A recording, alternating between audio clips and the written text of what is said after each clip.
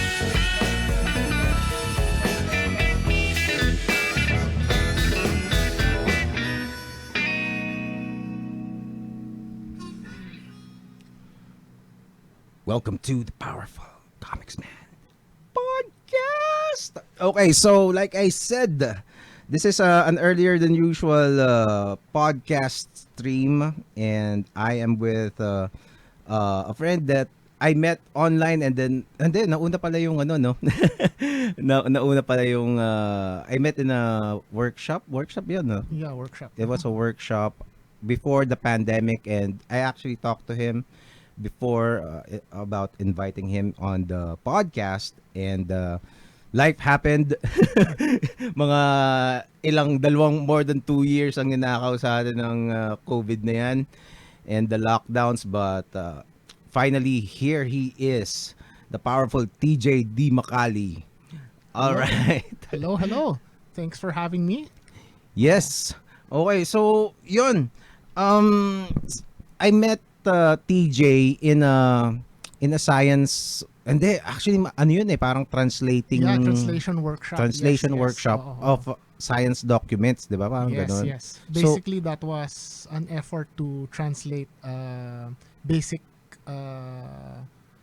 write-ups for on astronomy for Philippine audiences. Yeah. Which was very challenging, no? It was, and it still is, no? It was very challenging. Parang kasi ako sabit lang ako doon, 'di ba? Parang wala naman akong credentials to be there, but si yung common friend natin si Julius Sempio, parang sige, sama ka. But it's something that I personally would like to see more people engaged in. Kasi as far as translation of science is concerned, it's still a wide open field sa atin eh. Mm-hmm. So please tell us what you do really, kasi based dun sa profile mo I saw I saw your diploma, parang science news, yung from MIT, okay, di ba? So from MIT science news degree, or it's a science writing. Science writing. MIT. Okay. Yeah. So what can you explain that? Well, generally speaking, no, I like to be called a science communicator. I'm still a science journalist in as much as I write news about science in the Philippines and outside. Mm-hmm. But I'd like to but beyond that also, I'm also focused on trying to get people comfortable talking about science, and that generally means, on the one hand, having scientists and topic experts get comfortable talking about their work to the general public, and on the flip side is having the public yung hindi sila na-intimidate ng science. So that's the communications aspect of it. So yeah, I've done a lot of science journalism work, and I was the founding editor of GMA News Online Science and Technology section, which Oh. started early 2010s. Tapos in 2017, I left to pursue my master's degree in science writing Mm-mm. from MIT. Oh, okay. Yeah. Can you just, for those of us who, alam mo yun, mere mortals, who, how can you just describe a little bit how it is to go to Well, MIT? What is like? Kasi it's amazing. even Spider-Man wants to be there, di It's ba? Kaya nga amazing. Well, sila. ako, nakakatawa when people say, parang, oh, galing ka MIT and all that. I have to say, and I hope this all encourages a lot of people out there, no?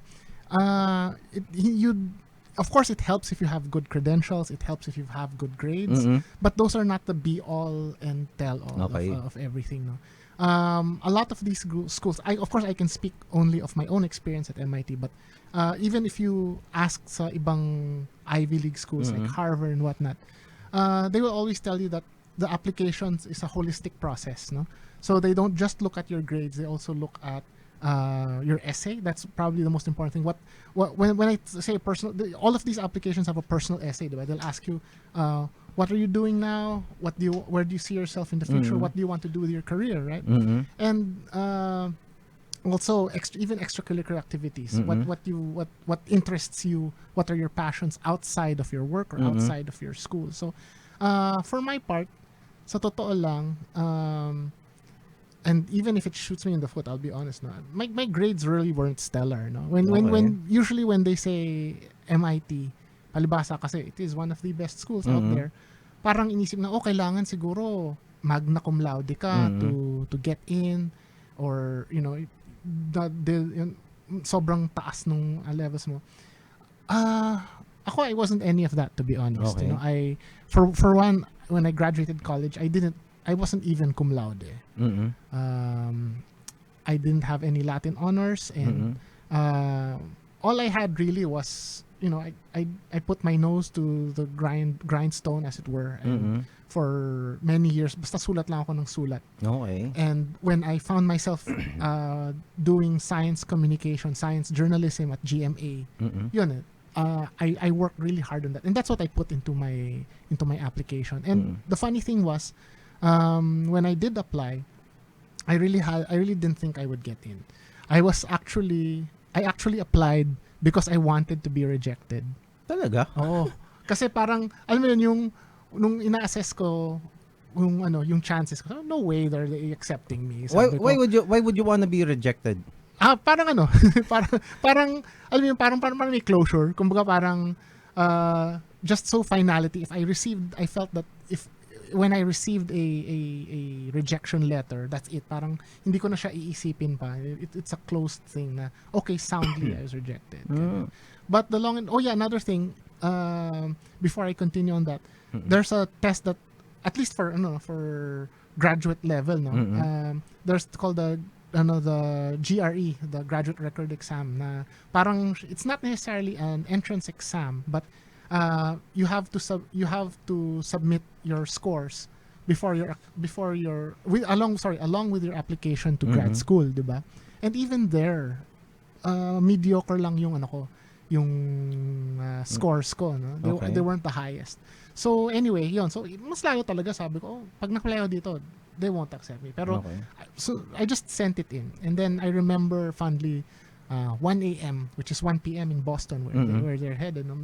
Tumunog yung phone ko, naggalit pa ako, sabi ko, ano to, spam or something. And surprise, it was acceptance letter. Wow. So for me, what that showed me was that parang, and this is also something that I found out also once I was there, and I met so many Filipinos there, the Filipino community. Pag nandito tayo, before you go through those hurdles of applications and whatnot, parang ang daling tumingala sa mga tao na nandun na, yung nakaabot dun. Parang, wow, Harvard, wow, MIT. Parang, ang talino mo, di kita maabot. But when you see the people there, they're just really, very down to earth, normal people, hardworking people. And yun, I like to tell people, I like to say when I give talks about science communications and to people who are aspiring to study abroad, no, I personally cannot guarantee that you'll get into MIT or Harvard or any Ivy League school, but I am certain beyond the shadow of a doubt that your listeners right now, no, and anyone who wants to apply, you are more qualified than you think you are. Oh, okay. Definitely. Oo. But how about so what makes you what is it that you think na kung ganun yung mediocre yung tingin mo sa sarili mo tapos bakit ka nakuha? Kasi I think, well, actually I asked them that when I got it. Sabi ko, how was it? Sabi nila sa akin, yes, your grades are part of what we assess. Sabi sa akin nung selection committee, but it's just one facet of the entire application. Ang hinahanap nila is people who will be a good fit, quote unquote, with the community. And when you think about it, when you put yourself in the shoes of these people, it makes sense, no? Kasi unang-una, first of all, of course, when kunwari ikaw, tayo, no, putting yourself there. Okay, I am going to accept these students, and probably because they're from a third world country, they need subsidy, diba? We're going to essentially we're going to invest in them.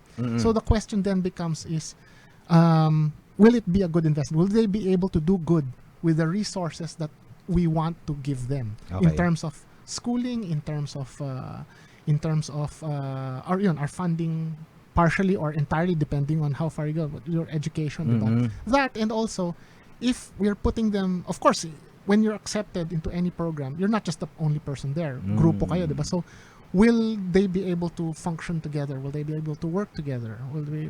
So these are factors that they consider. So in my case naman, yun, I mean, I think I'd like to think what sold them on me was because talaga I was really passionate. Sabi ko, I really passionate about science communications in my home country, sabi ko, and it's something that I love talking about, love doing, and I feel that coming to MIT would help me pursue that even further. So parang so very Miss Universe, but it's true. That's how I saw it.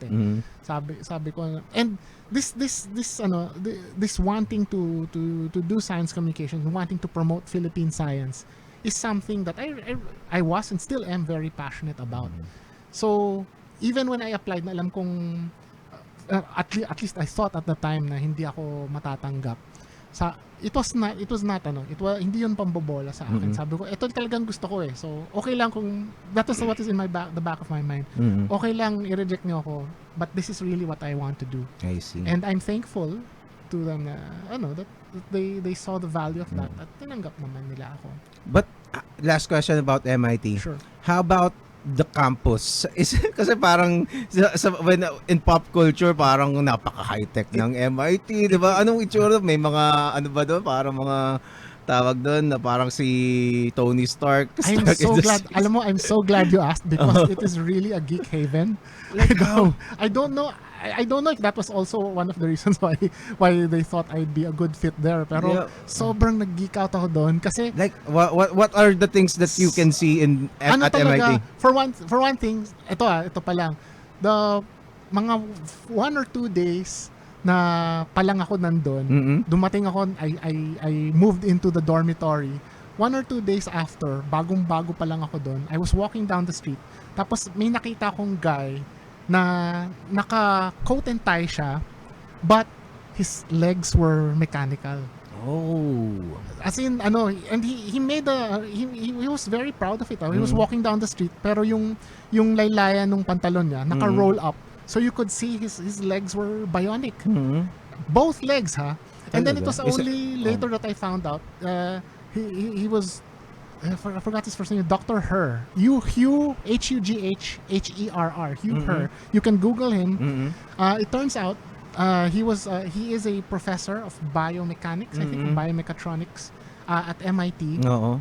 And He lost his legs many years ago in a mountaineering accident. Oh. Pero ang sabi niya, and this is all just I read after the fact when I saw him after I saw him on the street na he didn't see it as a hindrance to him. He saw it as a way to improve himself too. So what his lab does now is they create bionic legs for the US military and other and athletes and other people. So and he's done a TED talk. You can Google him now. He's got a TED talk out there talking about how that accident actually inspired him and his work.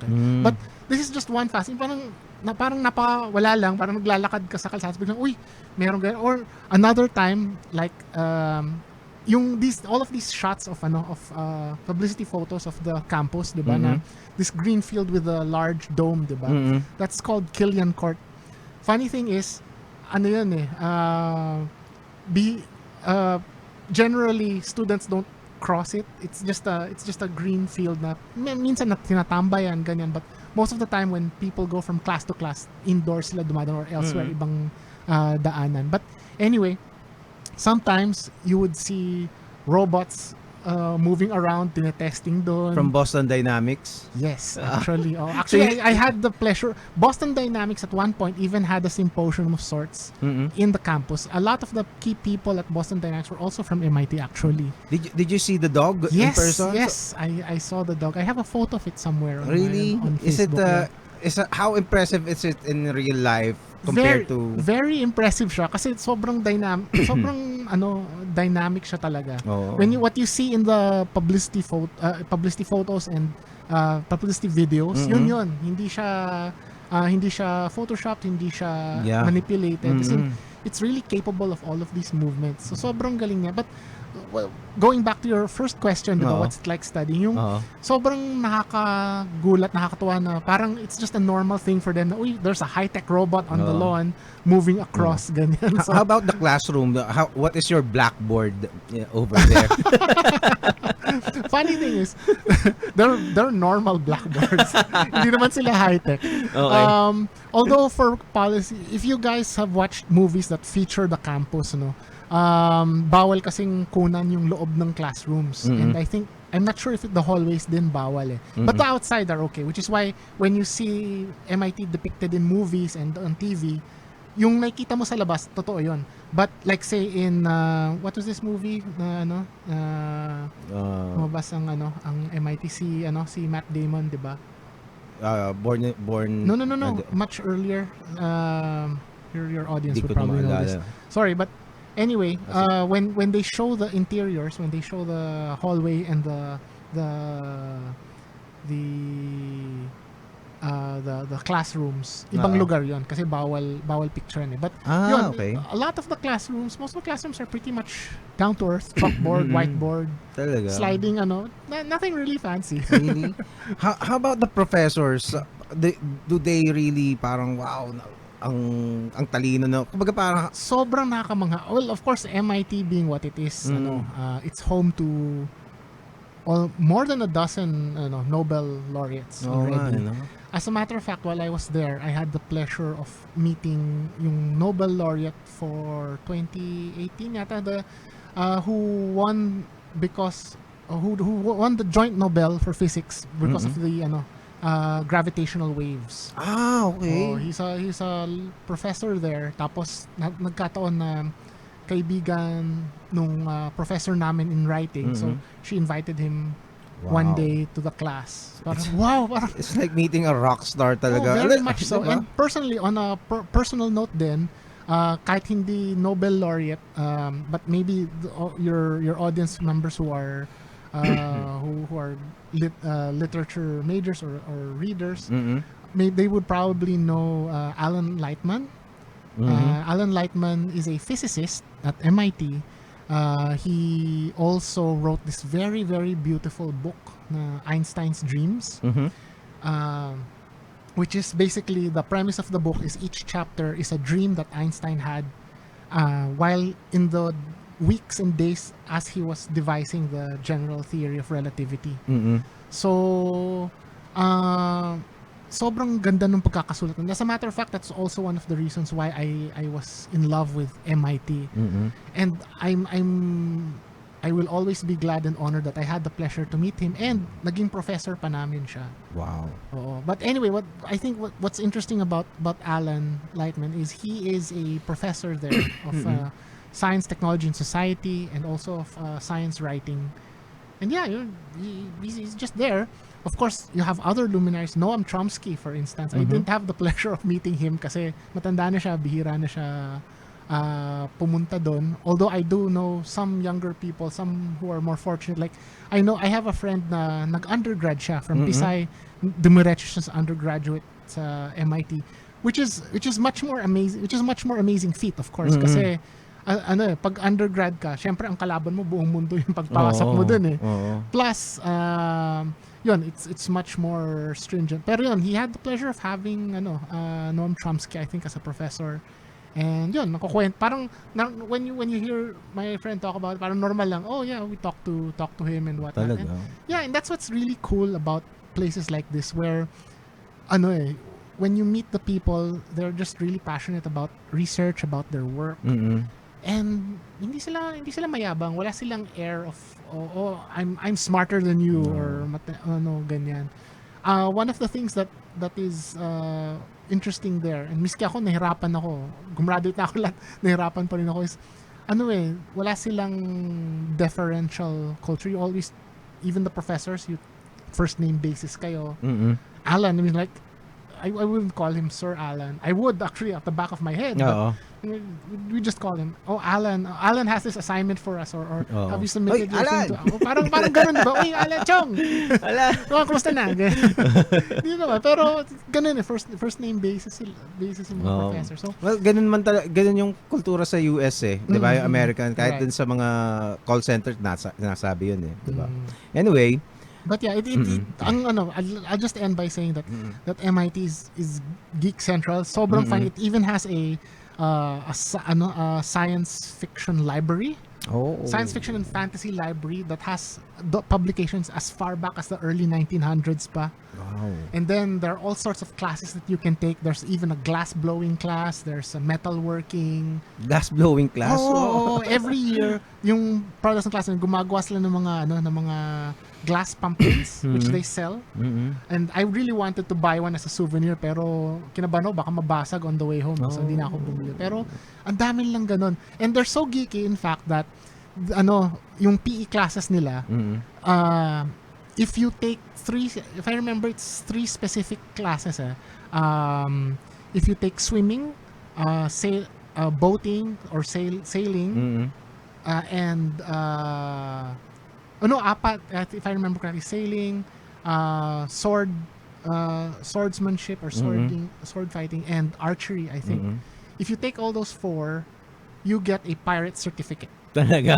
Seryoso yun ha. Hindi yun, as in, bibigyan ka talaga MIT with signature and everything as a pirate. Talaga? Pirate certificate. Ganon sila ka-geeky.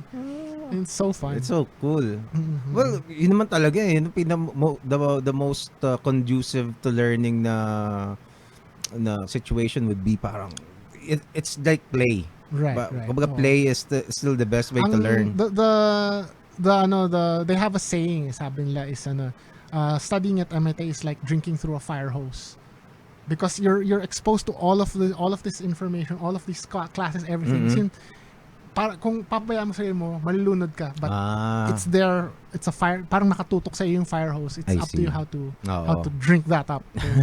And yun, miski ako, sobrang natulala ako. It reached a point where inupo talaga ako nung program director namin, sabi, you have just a year to finish this course on a scholarship. You have to finish this. Sabi, so focus. So I had to drop out of some of the electives that I took. Pero sobrang to, there's even a comic book writing course. There's game development and design courses where they teach you how to make games, not just video games, board games and whatnot. There are even courses on the philosophy of games. Yes. There's one professor there who talks about how video games influence society and vice versa. Ang daming ganun, so many courses. Yeah, to choose from. Kasi a lot of developments ng mga scientific developments, especially in the last century, were just science fiction when they started, 'di ba? Parang this is parang yung mga Jules Verne, 'di Right. ba? Oo, So oo, oo. pupunta tayo sa moon, 'di ba? Oo. Sakay tayo ng rocket, 'di ba? Tapos the people just trying to make the fiction reality. 'Di ba? So the more fiction you can come up with, probably the more Which is absurd. exactly, which is why it's so fascinating for me Mhm. yung interface between science fiction and and actual science, because they actually, it's a two-way street eh. Oo, They eh. inform each other, so we're familiar with that, no? And actually there are studies that have shown, there was a survey conducted by the American Association for the Advancement of Science. I think this was in 2017 or 2018. Tinanong yung mga scientists sa US, what got you into science? And I think 60+% said that they were inspired by TV shows and fiction that they read. Star Trek, Star Wars, whatever, natuwa sila. And so that inspired them, their curiosity, which led them to a Yeah. scientific career. So we're already familiar with that. And then, of course, if you see it online, ang labing sinasabi na, cell phones look a lot like the communicators on Star Trek and whatnot. So familiar tayo dun sa how science fiction helps science fact. No? Yeah. But one thing that's not talked much about is how the other way around, how science can help inform science fiction and art in general. No? Okay, how? Yeah, so one of the earliest ways that this has happened that we've seen historically is the advent of photography, right? So when photography came out, and it's scientific in the sense, technologically specifically, right? You finally develop a pun intended, a way to capture light on paper, right? So at the time that photography came out in the 1800s, there was concern na baka maapektuhan yung mga painters, ganyan, mawala yung mga visual artists, mawawalan sila ng trabaho, ganyan, kasi of course bakit ka maghihirap na magdo-drawing or magpe-paint pero isang pitik lang na-capture na in its full essence yung actual na nasa harap mo, di ba? But as we've seen, obviously that wasn't the case, no? What happened was they became complementary, and as a matter of fact, one informs the other, di ba? We've seen how on the one hand a lot of visual techniques in painting have been influenced by photography, diba? Off the top of my head, you can think of, and you can Google this, yung nude descending a staircase ni Picasso, which is basically this image of a woman in various stages moving down the stairs, which looks a lot like a multi-frame photo, diba? Na which harkens back to Edward Muybridge's work, etc. But yun, so they help inform each other. Photography has helped push the boundaries of what visual artists are doing, and also it feeds back also na kung ano yung mga, like we see that now, diba, with artificial intelligence, how you have this AI now that bigyan mo ng prompt nauso yan lately, diba? Yung Google Art. Hindi, nalimutan ko. merong ngayon na na lately, past few weeks, diba? But anyway, I forget the name, what it's called. But see where visual artists are actually nainganyo sila, because a lot of my friends who are visual artists saying na nakaka-inspire siya because sometimes they need a creative peg, or they need to help something to help them visualize it further, so they type it in and then it pumps out, okay, so there's that. Going back to MIT also, for instance, what I find very interesting there, and what I would like to see also replicated here, is, so MIT is mostly known for, obviously, engineering. It pushes the boundaries of engineering technology. They come out with all sorts of new materials, all sorts of new devices, whatnot, diba? But one of the things they do is, okay, here is, say, a new nanomaterial with exotic properties, ganyan. They would bring in an artist and say, okay, here's what we've got. What kind of art can you make with this? Wow. And then, sure enough, they would, siyempre, the artist is free to play around with it. They would sometimes figure out, okay, if you put it in this certain way and then natamaan siya ng ilaw, ganito yung itsura niya, or maybe the way it stretches, it has a kind of feel to it, and ganyan. So they would collaborate with the artists this way, and they have a museum where these are displayed. Oh. Yeah, so it's so underrated how kasi something na yung isang anecdote na naalala ko is ano yung kay when Faraday invented, I think, whatever it is that yung motor ata, Mhm. yung tawag doon, yung Yung electric electric motor. okay. So umiikot-ikot na siya, 'di ba? Mhm. Napapaikot-ikot na kasi dati nag-i-stuck lang siya daw siya dun sa isang ano. Basta hindi niya ginagawa yung continuous revolution nung pag-ikot ng Mhm. motor. Tapos it took him kumbaga napakatagal kumbaga to figure it out kung paano gawin 'yon. So nung pinakita niya 'yon dun sa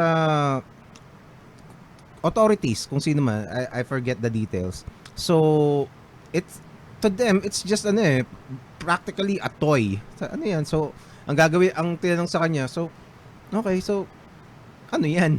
What are we gonna do with it? Ang sagot ni Michael Faraday was, I don't know. But one day you're gonna tax it. Diba? One day you're gonna tax it. So it would take a creative mind to figure out anong gagawin ko dito. Pag nilagay ko siguro pag nilagyan ko pala ng hélice ito, pwedeng maging electric fan. Pag nilakasan natin, magiging dalakas ang motor, pwedeng maging motor ng mga barko or kung ano-ano, 'di ba? The interesting about, thank you for mentioning Michael Faraday, because he was one of that particular period in history, no? Is very interesting up until the late 1800s, no? Ito yung panahon na just like Faraday was a tinkerer. A lot of the things that he developed were in his garage, and even as late as the Wright brothers, 'di ba? Which was already early 20th century, 1900s, 'di ba? Na all of these people, these inventors, what they had in common was they could go into their garage, you know, okay, I want to make this. I think I can make a better whatever. I can make people fly, or I can make something, may idea. They magbubuting-ting sila sa bahay, 'di ba? Tapos gagawa sila. And then through trial and error, they could refine it, no? You didn't have to be super specialized. You didn't have to have a PhD in physics or or something. You go into your and then tinker, 'di ba? So this is something that is still valuable today. Of course, it's a little bit harder these days kasi first of all, of course, since that time, no, sobrang lawak na nung agham, no? Ang dami nang na-discover, which is a good thing, of course, but it's now much more difficult for a person to have a sense of the landscape of everything, 'di ba? Gone are the days na meron kang genius na alam niya lahat ng kayang alamin ng tao sa buong mundo, no? Specialization is important and valuable these days. Plus, of course, especially like say electronics, for instance, because it's become more advanced, mahirap magbuting-ting. I mean, I remember as a kid, 'di ba, and probably you had similar experience, 'di ba, like you like this certain toy, curious ka, how does it work? Babaklasin mo, you figure out, ganito pala yan, pag pinindot mo to, may lever pala, ganito yung nangyari, ganyan, 'di ba? It becomes increasingly difficult because if you look at toys these days, they're miniaturized, electronics miniaturized. They are essentially, figuratively and literally, black boxes, 'di ba? Pagbukas mo na isang microchip, isang solid microchip na lang yun nandun. So it's really hard to figure out. That said, no, the good thing is that's why in the US it's a big thing. Dito sa Pilipinas we already have our own enthusiasts, yung mga thinkers, mga makers, 'di ba? That's the term for that's the popular term for them, yung mga makers, no? When I have an idea of something I'd like to do, I go to my community and, may alam ka bang circuit na para dito, or maybe some kind of pwede kong i-3D print na something to help with this task, ganyan, di ba? So that's something that I think is worth cultivating now, which jumps right back to that idea of science and art and popular culture, where one of the ways that we can jumpstart interest in science is two things. One is that help bridge the gap between science and art, no? Not just having a scientific discovery, something abstract that's out there, but something that people can not just relate to, but also play around with in artistic ways, ganyan. And also making it something that people can get their hands dirty on. You know, something that na pwede mong buting-tingin, something that kasi madalas kasi iniisip natin even in school, 'di ba? Parang anong silbi niyan, magagamit ko ba 'yan? But once you experience that, now okay, through the scientific process and through these discoveries that other people made, kaya ko palang isolve yung problems, or I can make something that does something that I really want, di ba? It's very empowering eh.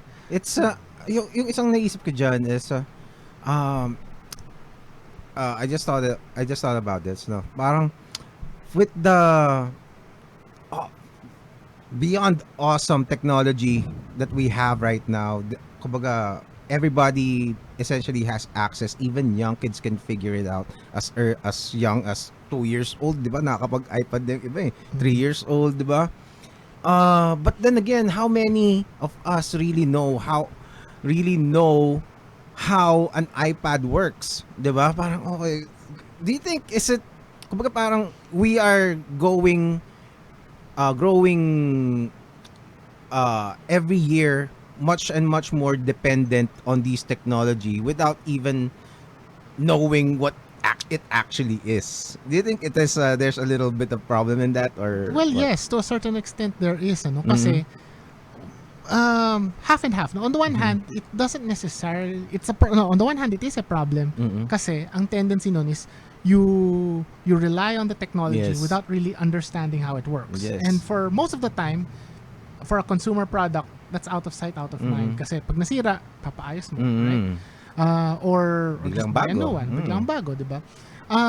But it could be, if handled properly, it could be a jump off point towards curiosity, no? Yeah. Towards understanding. And yun nga, medyo difficult kasi of course, for you to understand how an iPad works, you'd need to go through actually almost historically Oo look at, nga di ba? eh, Kung diba? ano yung laman niya, kung okay, microchips. And what is a microchip? Ano yung history ng microchips? Ganyan, di ba? So, there is a little bit of involvement there. It's not, these aren't questions that you can answer immediately. Yes. But which brings us all the way back to science communications and science education, STEM education specifically. Kasi, once you get not just kids, no, people engaged in in understanding the basic concepts, that builds up that builds up to, even if for instance hindi naman ako electronics engineer, no. Oo. Good luck sa akin if I wanted to repair an iPad, Oo. di ba? But even the basics like, okay, hindi gumagana yung yung USB port niya. Medyo diba? maluwag yung yung kable. Kaya ko ba tong ayusin? Baka kaya ko pang ayusin, di ba? Oo, So there are those levels where you're not number one, as a consumer, you're not completely helpless. Yes. And secondly, more on the topic of being a consumer, maganda na iangat natin yung sarili natin on a personal and social level, na hindi lang tayo consumers of technology, because that's what we've been all this time most of the technologies that we have are developed overseas, tapos consumer kasi they're brought to us and ginagamit natin sila without understanding the innards in it. But why do we need to understand? First of all, it helps us because that means we're not helpless pag nasira yan, di ba? Kasi one way of thinking about it is, if you know how to repair an iPad, you've got a business, di Yes. ba? If you know how to Oo. repair cell phones, may pangkabuhayan ka na, di ba? Oo. That other people don't. But also, more importantly, and thinking long term, is if you have people who are accustomed to thinking about technology in this way, okay, as in actively thinking na, okay, bagong teknolohiya to, how does it work? How does this affect me as a consumer and people around me? Then that paves the way towards, first of all, adapting that technology to better suit you as a person and your culture and your society, and also eventually making your own technology, developing your own technology for your own use. Yeah. Nakita mo ba yung yung TED Talk? There's a TED Talk of this guy who from scratch created what's it called? A toaster. Diba? So Ay, hindi ko nakita to. from scratch, talagang I'm gonna make a toaster and see what, kasi you can buy it for 500 pesos, may mga mumurahing toaster di ba? Mga ganyan. So from scratch talaga, hindi siya bibili. So from the metal casing, to the heating elements of it, ginawa niya pati sa cordon, sa plug, basta lahat ng what incorporates a toaster, he will recreate from scratch. And syempre you can buy it for, let's say, 500. Umabot siya ng hindi ko alam kung $100,000 dollars. Ganon. I haven't seen this. Oo. No, maybe, pero it's far napagastos more, siya, far than just more, buying. it's far more expensive than just buying and going to the mall and Right, buying. oo. Kasi ang ginawa niya, pumunta pa siya sa iba't ibang states dun sa may mga nagmimina ng mga copper para dun sa mga wires, di ba? Ganun ginawa niya. To be fair naman, syempre hindi naman natin sinasabi na lahat kailangan ganun, di ba? I have an interesting anecdote. Funny thing is, I have a cousin who was studying violin, no? And one of the things that one of the essentials of a musician, of course, is a metronome, di ba? Eh magkano lang yung metronome, di ba? 500 pesos lang, even cheaper if you buy it from JB Music or wherever. Eh yung tatay niya, electronics enthusiast. Sabi, ba't ako bibili? Gawan lang kita. Naawa ko dun sa pinsan. I mean, to be fair, it worked, but because it was homemade, it was just a knob and a light and a speaker. Parang napaka-ungainly. Samantalang, syempre, pag bumili ka nung store-bought, mas compact, mas madaling bit-bitin. Sabi ko, bumili ako. I just gave her one of my extras. Ayun, sa'yo na lang. Nakakaawa ka naman. I mean, basically the point simply is, yeah, of course, it's sometimes practical. And most of the time, it's practical to just buy something off the shelf. Yeah. Pero, there is an extremes yan eh. Yeah. Extreme din masyado yung super consumer ka na wala ka nang pakialam kung paano gumagalaw ang mundo, wala ka nang pakialam sa mga bagay. Kasi mabibili mo lang at magagamit mo, di ba? That's too much of an extreme. It pays to be curious naman. Yeah. In the same way, for instance, like a car, for instance, or if you use computers, for instance, di ba? It helps to know, there's a practical side to it, but it helps you to know how your car works. It helps to know how to set up a computer, even if you're not going to do it. Yes. Kasi, if nothing else, pag nasira yan at kailangan mo replace, hindi ka mauutakan nung nagbebenta sa'yo, di ba? Yes, and also, a car is, it is a car, collectively, pero it is also a wheel, di ba? So, yung paggawa ng yung wheels na yan, it's an entire industry of its own. Diba? So, siguro ang point ko lang is, sometimes we consume these readily available products and think it's just something that pops on the shelves of stores. Right. Diba? And that it takes literally thousands and thousands of people for you to be able to buy a car, and millennia worth of collective knowledge na inipon natin, 'di ba? Yes. Kasi doon pa lang sa pag-figure out ng mga cogs diyan, 'di ba? Yung mga differentials, 'di ba? Din 'yun hindi, the funny thing is, hindi rin totoo na it's not true that Filipinos are not technically inclined. Pag gusto natin, ginagawa natin. Case in point, yun, mga kotse. Or even like yung mga nagre-race sa kalsada. When you talk to any enthusiast dito, di ba, they'll be able to tell you about the minute details of their vehicles, di ba, down to the fuel, the kinds of tires they use, ganyan. This is all engineering, di ba? Pero hindi nila naiisip na engineering siya. Because they're just really, really engaged. They love what they're doing, and their goal is to either be the best at what they do, or just to win races or whatever, or right at home, diba? Setting up PCs, diba? The whole PC modding community, diba? Sobrang makulit na people will tell you in the community, parang, oh, this processor is better than this one, or this configuration will do this better than, it's faster and all that, diba? So all of this technical discussion, this is already practical science Hindi lang natin siya nakikita as part of a larger whole na may if you pull back and look at it from a long distance lens, nakikita natin na yun, people, Filipinos specifically, can be interested in science and technology, specifically engineering, di ba? Hindi lang natin na realize na that's the tip of that iceberg. Okay, so let's move naman to science writing. What kind of what is it exactly, yung science writing? So are you a journalist? Oh nga. So do you write about science news Okay, so researches or what? although nag-overlap, diba, but I would say generally science journalism, which I do, is a subset of science communications as a whole, no? As a science journalist, as the name implies, you are a journalist who happens to focus specifically on science issues. So when you undertake that process, of course, you have to be analytical, to a certain degree, skeptical, and of things that pass through you, right?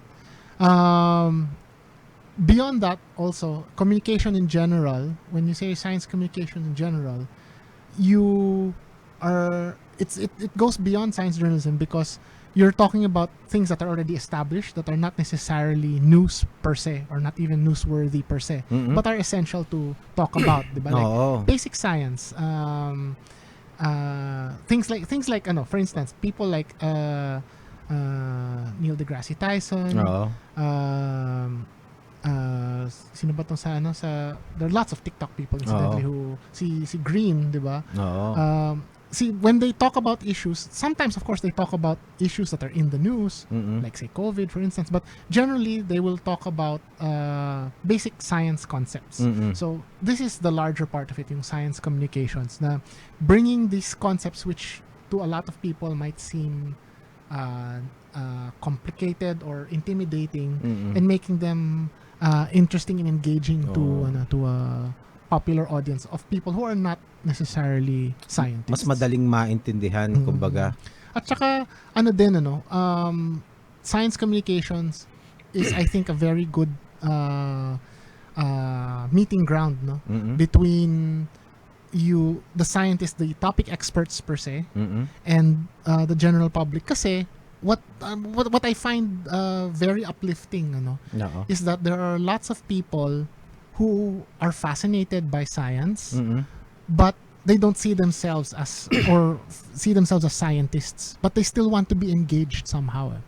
So science communication is a great way to look at that. Recently, just a few days ago, I had the pleasure of speaking at an event, the Space Camp hosted by the Philippine Space Agency, or PhilSA. No, one of the things that I found out in my research for my talk, which was surprising, but in a very good way, was that Filipinos are very interested in space science. No, let me just ask a few questions. So yung sino yung nag-organize nung talk na yun? It's the Philippine Space Agency. It is I'm not that familiar. It is like a government. Yes, the PhilSA is a government agency that is directly under the office of the president. Oh, hindi DOST. No, it's an independent agency. The idea of PhilSA is to, of course, to develop our capability for space science. And by space science, we can talk about this later.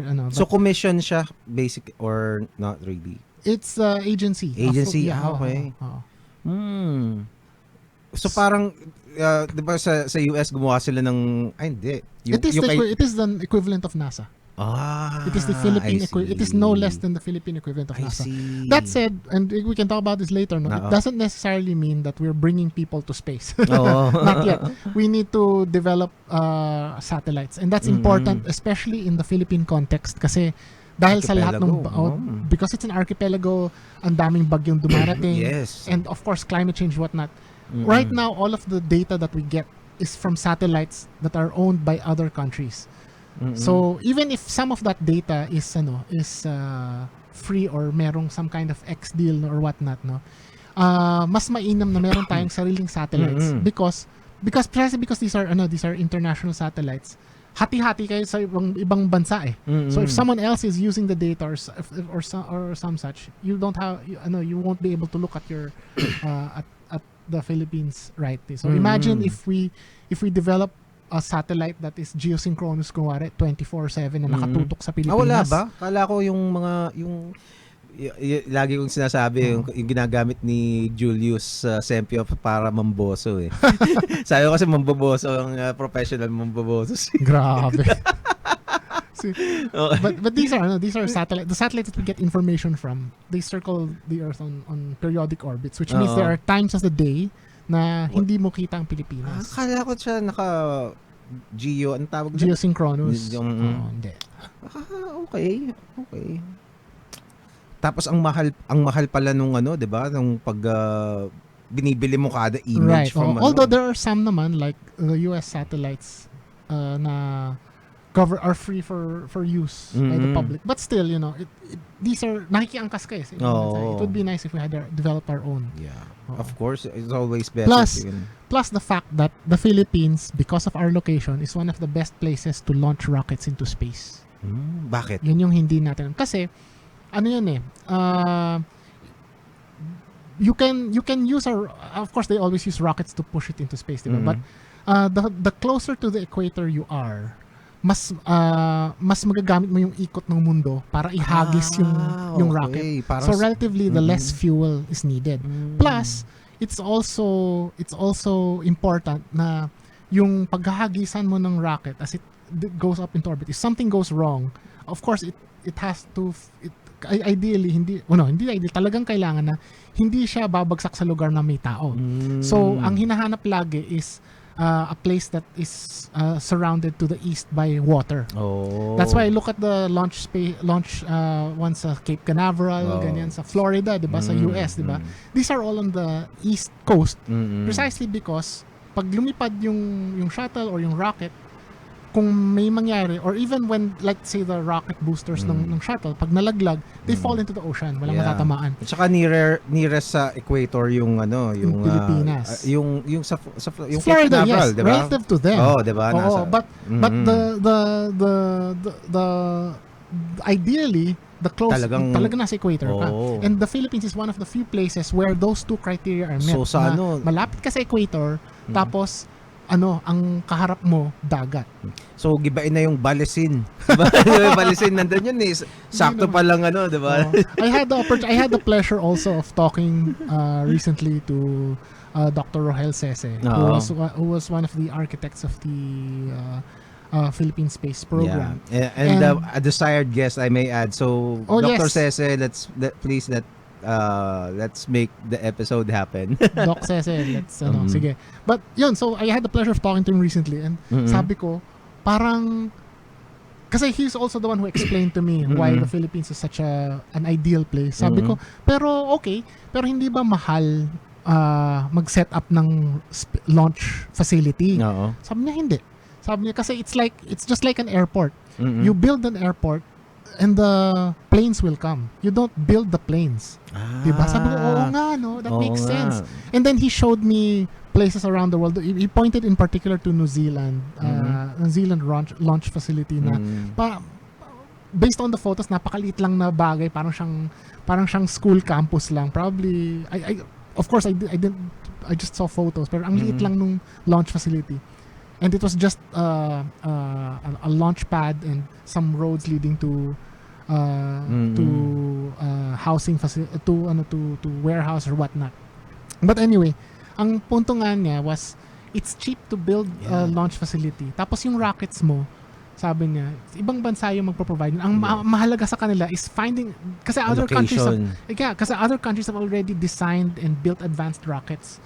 And they're looking for ideal places to launch them from. So just like an airport, if you build it, they'll come. Yes. Basically, parang you can rent it out. Right, exactly. Yun, and that jumps off to a lot of things. Of course, that means income for the country. Yes. Livelihoods for the people in the area, because you will need people to maintain the structures and maintain the facility, diba? Yeah.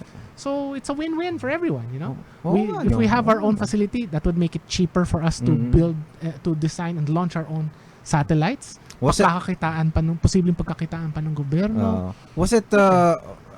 Would you know when this idea of having a Philippine Space Agency started? So, matagal na ba yan? O na parang nabinbin lang na project? Alam mo yun? See, I give a lot of this credit to Dr. Sese. And I do know that it was something that was on his mind in early 2010s pa lang. But certainly, even before then, I don't know for certain, but I would be surprised actually if no one out there thought of it. Pero I can also understand that it's not something that we've looked at because it seems daunting Mm-hmm. 'di ba? Like katulad niyan, ako that was a relatively recent aha moment for me. Oo nga no, parang siyang airport. You Kasi know, parang panisip ko when you think of a space launch facility, parang isip mo napaka high-tech niyan, kailangan we don't have those technology, we don't have that capability. But when he pointed it out na hindi yung paglatag nung konkreto at semento. Oo nga no, yeah, that makes sense. Yeah, kasi I think isang problema, even I am parang guilty of this, na parang hindi pang third world tayo eh. Hindi pang hindi pang space age. Yun nga 'di ba yung nagkaroon tayo ng satellite, yung mga diwata. Parang wow, parang nung una kong narinig 'yon, parang wow, ang galing naman. Parang 'di ba finally tapos makita mo ang liit lang pala noon, 'di ba? Tapos parang it's like parang mahirap ka tapos biglang meron kang magandang cellphone. 'Di ba? Parang ganun yung dating na parang hindi ka mangangarap ng magka-iPhone ka, 'di ba? Tapos biglang meron kang iPhone bigla. Pero yung maliit na lumang model. 'Di ba? Parang ganun. Ang kasi the space program, which is what's interesting about is because there are several levels that it is that it is useful if not and needed. So it's useful and needed, no? First of all, as we mentioned before, we need to have our own capabilities. Kasi, may mapag-iwanan tayo. It's a fact that Southeast Asia, and Dr. Cesar, I'm sure would probably slap me on the head because I don't have this data on the top of my head. He does, and Philsa does. But, it's a fact that Southeast Asia, many of the countries in Southeast Asia are far advanced already in terms of their technological capabilities. India pa lang, alam natin. Do you think it's also in the mindset? Kasi, I think so. Kasi I'm a science fiction writer na. And I still think like this as a Filipino na parang we are not worthy. Parang may ganun na, not really, kumbaga, in a way lang, not really naman. If I really think about it, parang I would disagree to that. Pero by default, parang I don't expect much from the Philippines parang gaining momentum on these kinds of things. It is partly a cultural issue. No? And I know I'm not the first person to say this, pero it is colonial mentality to a certain extent. Kasi unang-una sa culture generally, we are very differential. We tend to defer to people in authority. And we often perceive that as people external, doctors and science yan, which is one of the challenges that I face as a science communicator and science journalist na ang tendency ng tao, science yan, hindi ko maintindihan yan. It's so intimidating. But when you walk through it, okay, ito lang pala yun. So that's one. So there's a cultural dimension to it. Pangalawa, andun din yung it's easy. Precisely nga we think of ourselves as we're a third world country. We have we have already so many problems as is. Bakit pa natin kailangan ng space agency? It's a valid question naman, no? But the thing is, unang-una yun that's why it's science communication is important in that regard. Because unang-una, we have to say na first of all, to make people aware that we have a space agency to begin with. Pangalawa, to make them understand na it's not like NASA yet, that we're going to send a Filipino into space. Diba? What we need to do is to develop our own our capability, space science capability, because we need it to monitor our own country. As you said rightly, not just the fact that we're an archipelago, but we're also one of the most susceptible to climate change, and also to weather, to cyclones, diba? Earthquakes too, right? So having our own capability to monitor the country from space is very important. And also back then kasi nung during the space race, 'di ba? For at least to my impression to me is, to the rest of the world, it's like a grandeur project for both for both countries, Russia and parang paastigan lang tayo, 'di ba? Or let's call it what it is, pataasan ng ihi. Oo, 'di ba? Ganun. Pero ngayon, in this modern era of space technology and alam mo 'yon, parang venturing into yung iba thinking of mining asteroids and just the internet itself, communication and of course yung monitoring nga ng ng geological patterns. It's more practical. It's not kumbaga parang hindi na siya parang necessity na nga na kailangan alam mo yan. Kasi ngayon meron tayong mga global conflicts din na nangyayari, 'di ba? Monitoring. Kasi may technology na to use it Kasi dati parang wala namang internet bakit ka pupunta diyan, 'di ba? Right. No, ngayon meron na 'di ba? Kasi maganda nga nabanggit mo yun, Kasi kung titingnan natin yung kasaysayan ng Pilipinas, palibhasa kasi naman, we are not the ones who develop these technologies. But what happens is lagi passive consumers tayo.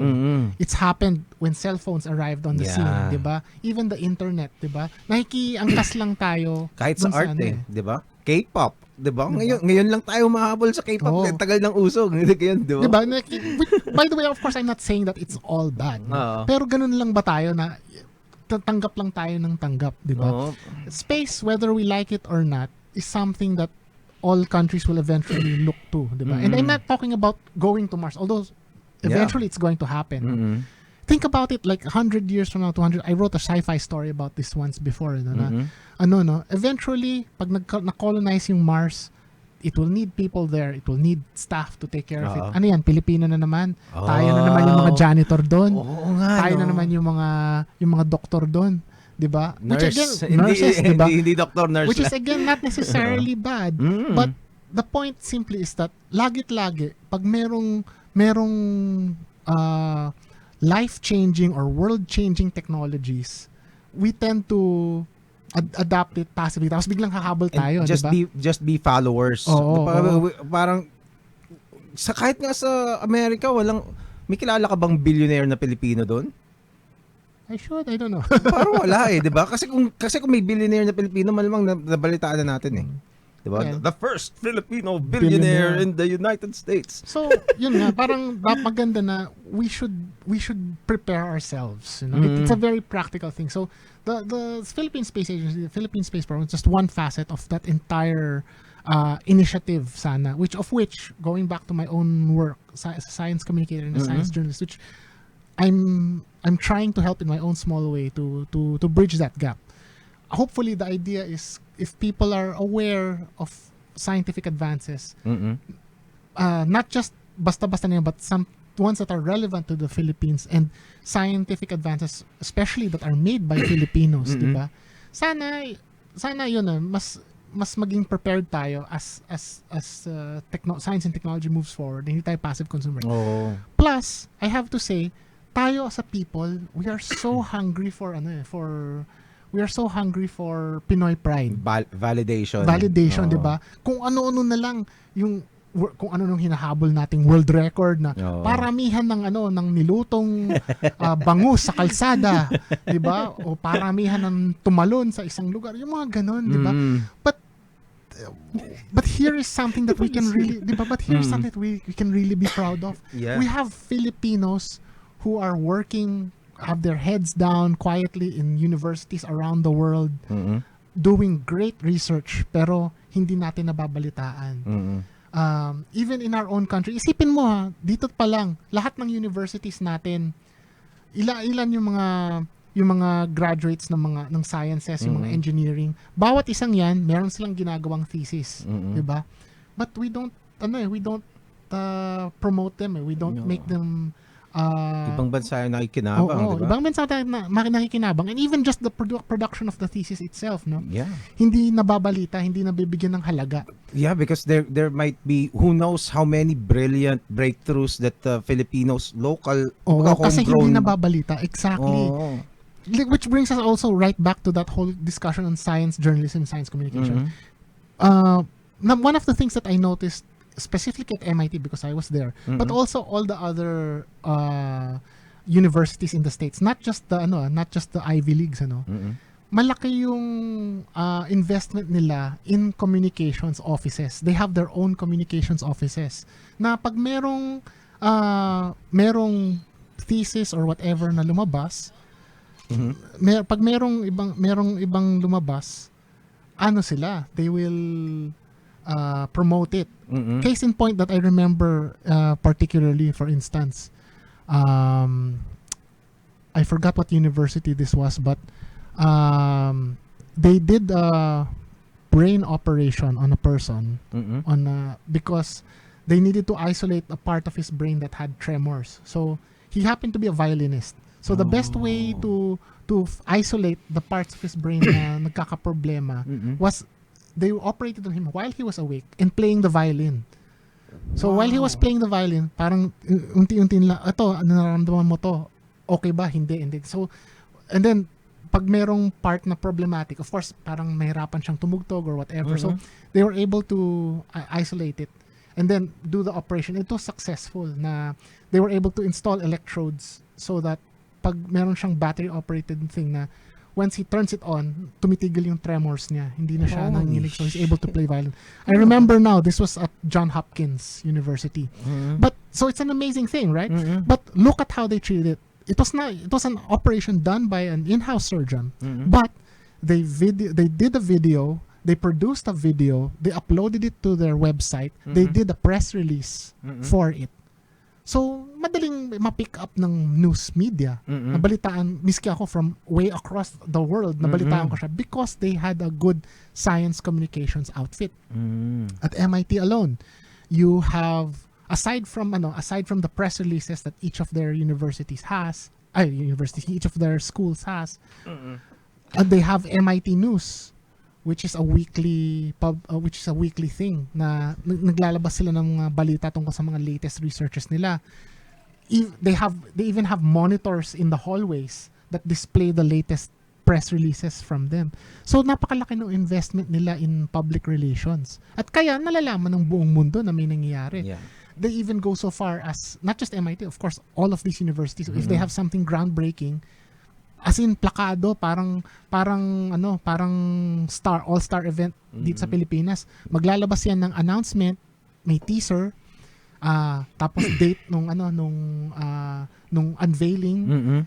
There, if you're a journalist, parang concert talaga. Exactly. Ganun. Meron pa yan in certain cases na contact details ng mga key discoverers or whatever. Na if you want to interview them for your story, eto yung contact details nila. You can talk to them here, ganyan. Tapos naka-embargo yan. By embargo, that means na if you're a journalist, you can write about it, but you can't publish a story until simultaneous na ilalabas yun on the day itself.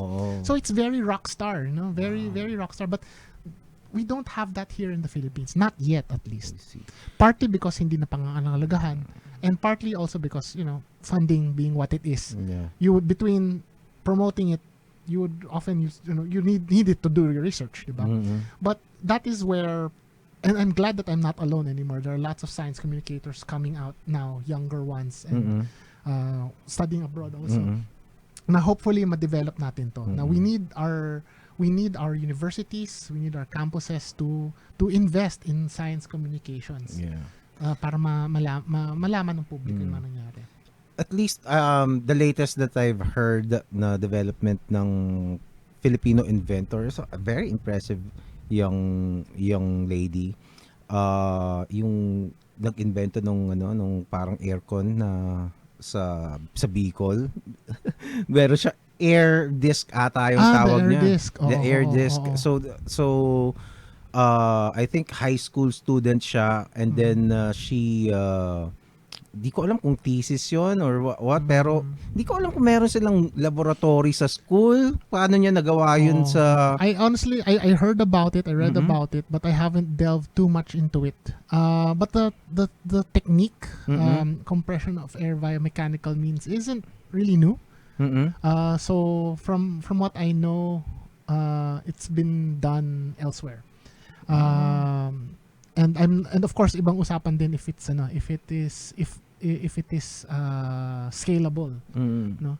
Parang naka-ano na raw parang meron ng nakapila na mass produce. From what I don't know if I'm watching this, pero parang she was tinkering with microwave technology ata, and then noticed that parang heating device yung ginagawa niya eh. I don't know if it's microwave, pero heating device, and then noticed that on the other end, cold air is coming out. So parang binaliktad niya, kung dito, din tayo sa kabila. So parang binaliktad niya. And yun, nakagawa siya ng prototype, and it won several awards, inventor awards, whatever that, kung ano mang ginagawa nila doon. Okay, hindi ko nga alam eh. Pero it would be great to have her here nga din sana, pero to know more, di ba? But I forget the name eh, parang Isabel something. Angel Isabel, parang ganun. Tapos air disc yung kanyang invention. Parang alternative to aircon na mas cheaper to operate, and I don't know lang kung to produce. Pero kung totoo yun, di ba, parang syempre ang init dito sa atin, tapos ang mahal ng kuryente, di ba? That would be a great invention. Oo nga. Pero see, that's also why talking about science in popular culture, in the popular sphere is important. Kasi the tendency is like when someone does this, di ba? Parang wow, ang galing-galing niya, ang tali-talino niya, di ko kaya yan, di ba? So ang tendency, it goes unscrutinized. So there are two sides to that. No? On the one hand, if it is on the one hand at worst, and I'm not saying this is the case here, no. If it's a fake, 'di ba? Hindi natin na tatanong kung fake ba talaga siya. Parang namangha na tayo, that's it and that's it. But even if it is an actual new thing, the problem is nawawalan din ng support. Kasi parang, ang galing niya. And then, there's no engagement with the public, no feedback. It ends in, ang galing niya. Diba? Ang galing niya. And then that's tapos, it. Okay. Diba? Tapos na. Hanap tayo ng ibang magaling. Exactly. Or ang tendency is, ang tendency natin as a public, parang, ang galing niya, maghanap naman tayo ng sponsor niyan or elsewhere, diba? Instead of us eventually having our own support systems. Diba? Bakit kaya ganun yung this is one thing that really boggles me about Pinoy mentality eh. Kasi ako I get the why Pinoy pride is getting flack, pero I think to some extent it's still important for us to have a sense of pride from our roots naman. Pero I get yung mga parang sobrang kababawan. Ang pinaka-worst na example na alam ko niyan yung sa nakasakay ako sa bus dati, uuwi ako ng Laguna. Tapos that was the time when nanalo ang Miami Heat ni LeBron James ng NBA championship. Tapos yung yung head coach nila is Filipino, 'di ba? Di ko alam kung half Filipino ata, si Spolstra. Tapos dun sa along the way, nakasakay ako dun sa sakyan. Nakita ko yung apparently meron siyang kamag-anak sa Alaminos. Tapos meron siyang flyer doon, meron siyang malaking banner nakaharang dun sa taas ng kalsada. Nakalagay, "Congratulations to my cousin." Diba? Ano mo kasi, congratulations, yun yung nakaka-frustrate kasi, it's a normal, hindi lang siyempre sa ating Pilipino, kahit saan, diba? It's normal to look for something to be proud of, diba? But in the specific Philippine context, ang dami nating pinagdadaanan bilang isang bansa, diba? On so many levels. Parang, even, people say that things have gotten worse, I mean, let's not go into that, no? But even at its best, no, even when things were supposedly better, diba? We always look for a way to have upliftment, diba? It feels good, diba? Especially given the kind of culture we have, the communal na, uy, si ganito, wow, ang galing natin. But the thing is, yun nga, that's what's frustrating is sa sobrang desperate natin na kahit na, di ba, it's already For the running validation, joke, di ba? no? It's already a meme, di ba, na kahit na 1/100 lang yung ano, Dugo. yung dugo na Pilipino. Uy, Pilipino, Pinoy pride. Mm-mm. What's so frustrating about that is lumalayo tayo samantalang dito sa atin and even in Exactly. other countries, we already have Philippines who are doing great work in so many fields, medicine, engineering, physics, science, di ba? Pero hindi natin napapangalagahan. Kaya nga, di Diba? ba? It's and also going back to my point, naalala ko na, nalimutan ko kasi bigla. So, we are a lot of people, many Filipinos are obsessed, especially the media, mainstream media, talagang obsessed na parang. Kasi sila rin yung promotor niyan eh. Kasi balita sila ng balita ng ganun eh. Kaya na-enforce lalo eh. So ngayon, as obsessed as we are with the Pinoy pride per se, hindi naman natin hindi naman natin ma-pursue na, alam mo yun, bakit parang sapat ng gratification sa atin yung yun nga, merong inventor, oy, Pinoy pride, tapos hindi naman sinusuportahan. Tapos kumbaga in music, 'di ba? Parang tayo yung pinakamagaling na singer sa Asia, 'di ba? Walang makakatalo sa mga Pilipino. Pero ngayon, we are just following the footsteps ng K-pop. 'Di ba? We used to be the leaders in music, pero ngayon, 'di ba, parang instead of tayo yung OPM, sila yung nanggagaya sa atin, tayo nakikipatipormahan nila, ginagaya ng mga ano. Alam ko, I don't want to mambasag ng trip ng mga P-pop ang tawag eh, 'di ba? 'Di ba, P-pop, Pinoy pop, 'di ba? Parang it's a little, it's weird na parang Pinoy pride pero we can't take the lead. That's true. Kasi again, of course, there's nothing wrong with having a fandom, ano? Of course.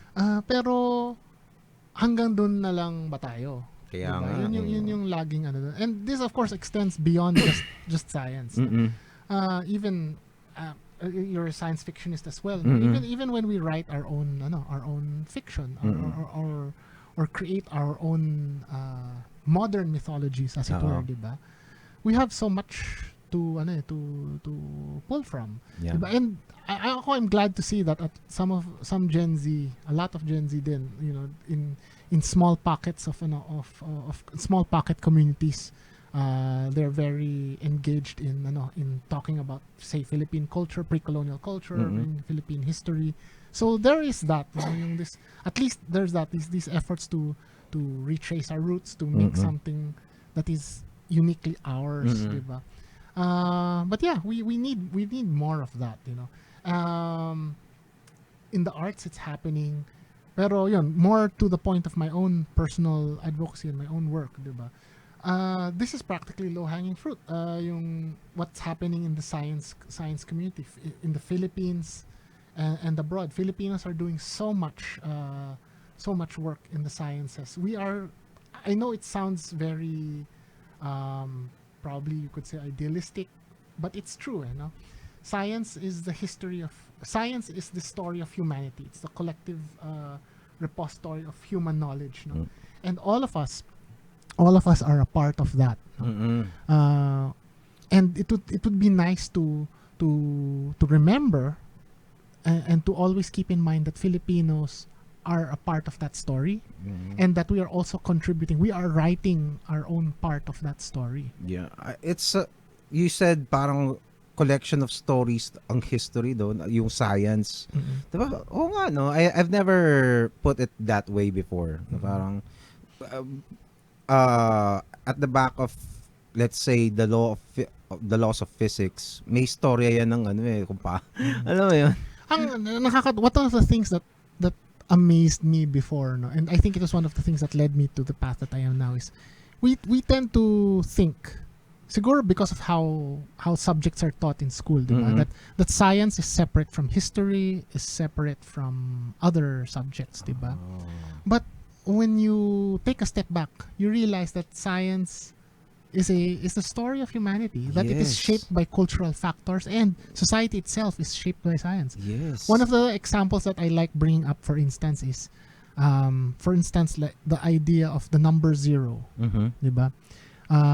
It's very mundane. Of course, we take it for Oo. granted. Yes. But it took humanity centuries, millennia to have that number. Kasi, nung panahon ng Greeks, Mm-mm. and if we go back through history, Mm-mm.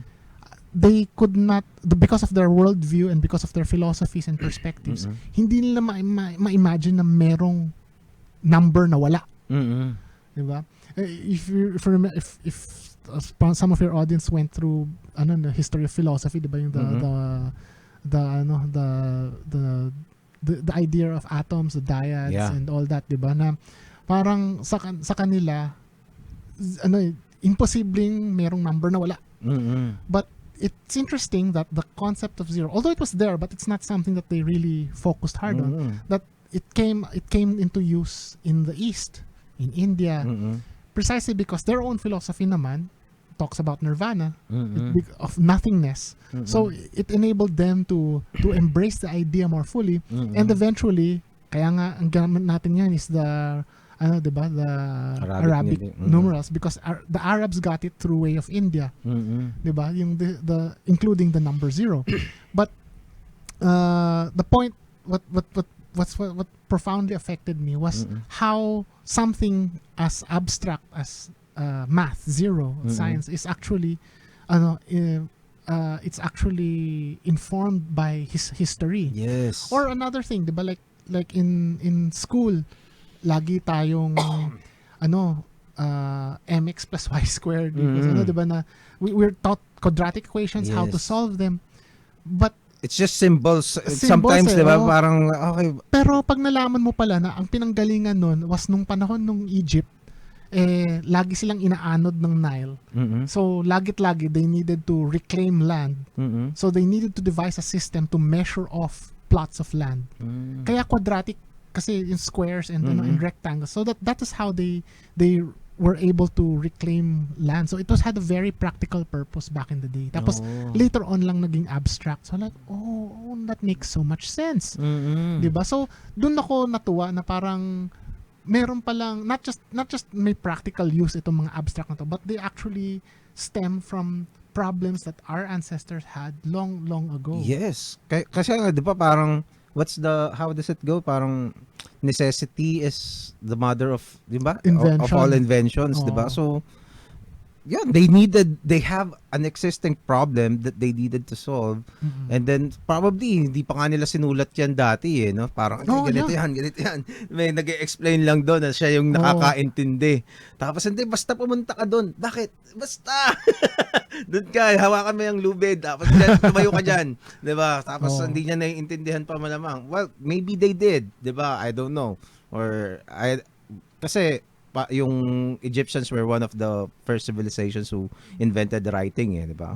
So kaya nga nagawa nila yung mga projects nila kasi they have ways to organize tapos malaking factor din yung writing, being able to write things down, yung mga logistics nila, kailangan natin ng ganyan.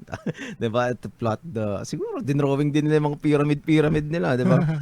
I don't know if there are existing documents like that, pero yun nga, meron kang problema and nakagawa ka ng solusyon and then you write it down, preserve it, and then pass it on to the next generation, the next and the next and the next. Historically, actually, word problem, like, di ba naasar tayo dun sa mga word problems na if Johnny is moving west at ganitong kilometers and si ganyan, gaano katagal bago, yung mga ganun, di ba? But actually, that was how mathematical problems were written down a long time ago in Egypt, and even before that, in Mesopotamia, the other cultures, yung mathematical concepts are usually described in that way, na mas as lengthy word problems.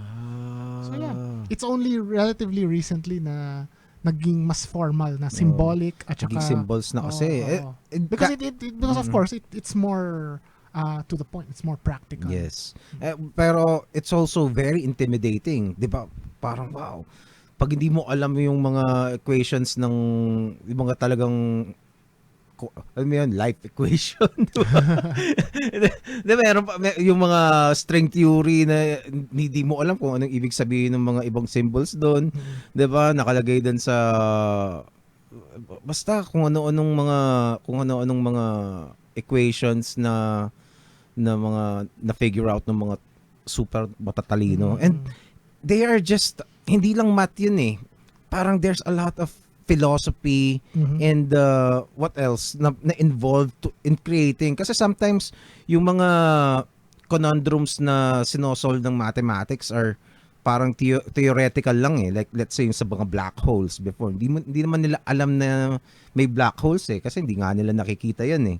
Pero mathematically pag I don't know if I'm botching this, pero if you parang pinrogress yung mga equations, parang you can come up with mathematically it's possible. Right. Historically speaking, of course, kasi ano ang mathematics, it started out as a practical thing, di ba? At its most basic, some guy wanted to remember how many items he had, like sheep or whatever, diba? So, so for the longest time, practical ang mathematics. Only later on na naging abstract kasi na-realize may mga tao na, uy, pwede palang ganito yung mangyari, or you can think of numbers in this way that's not necessarily tangible or physical, ganyan.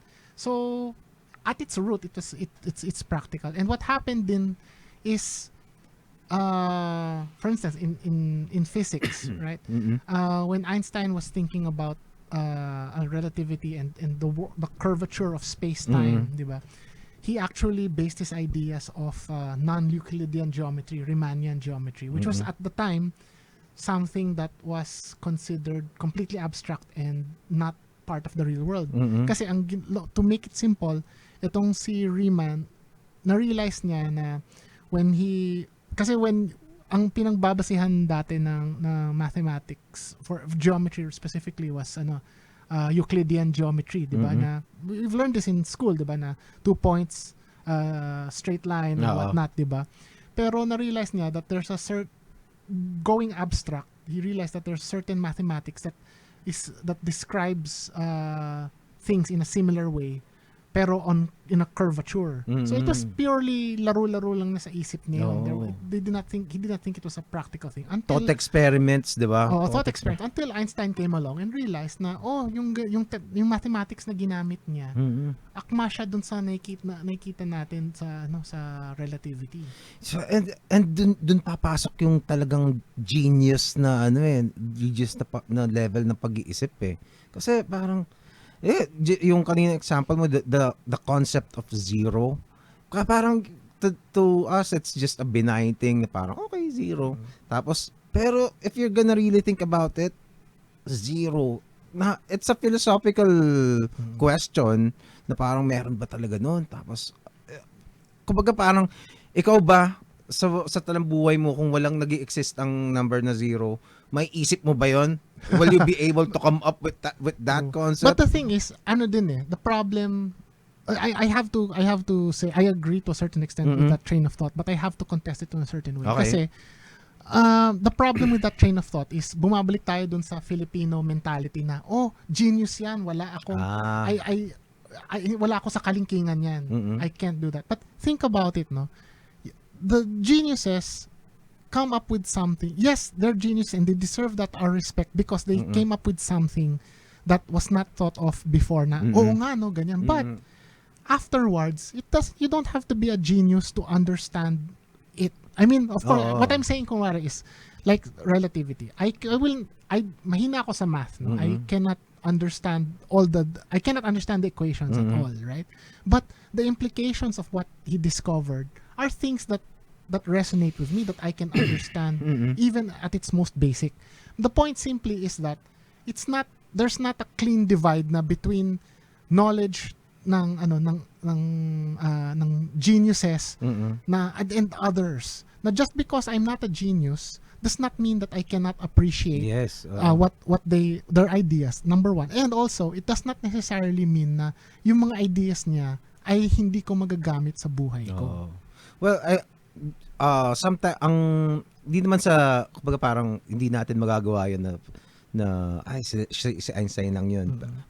it's also, siguro ang point ko is that it takes a genius to come up with it, pero to make something that nobody would regularly come to think or even think of thinking about, right. diba? That much I agree. Oh, that diba? much I agree na kaya sila genius Oh, because diba? Kasi they thought of something that other people didn't think about. kasi yung zero, once everybody, you can articulate what it is, yung zero everyone kasi else ganyan. can use Oh, it. diba? Oh. It's it become, nga no, it's such, Pero it's yun, sobrang yun yung, simple, diba? pero yun nga yung problema sa atin na hanggang mangha na lang tayo na, genius siya, nagawa nito. Or as like in the example you showed earlier, diba, na this girl developed this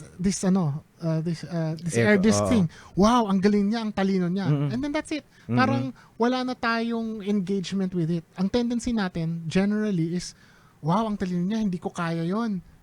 And then what? No. Diba? We don't ask, how does it work? Can you explain, does it really work the way you say it does? Ano yung magagamit ba natin yan? How do we make it something every day?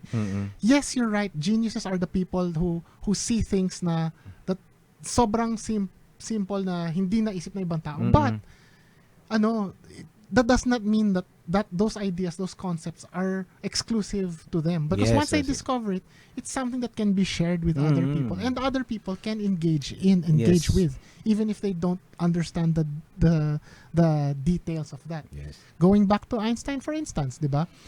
It took his genius to discover yung relativity, no? But that had practical implications because it also affects everything like satellites. GPS would not be accurate if we did not take into account the relativistic yung time between yung time the satellites warping, no? between the satellites and the earth.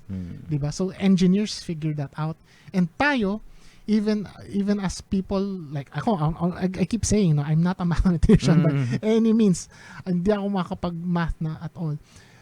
But I appreciate this technology more because I understand that it is based on these equations that Einstein came up with over a century ago. Yeah. Naalala ko yung isang joke ni Joe Rogan na parang, and it's also hindi naman kasalanan na hindi ko naiintindihan kung paano gumagana tong computer, 'di ba? Kung paano, kumbaga yung example niya is parang taking a photo. Digicams pa lang dati 'yun Hindi pa, wala pang cellphones dati. So yung joke niya parang when you take a photo, you just press this. Yun lang ang participation mo yung pag-press.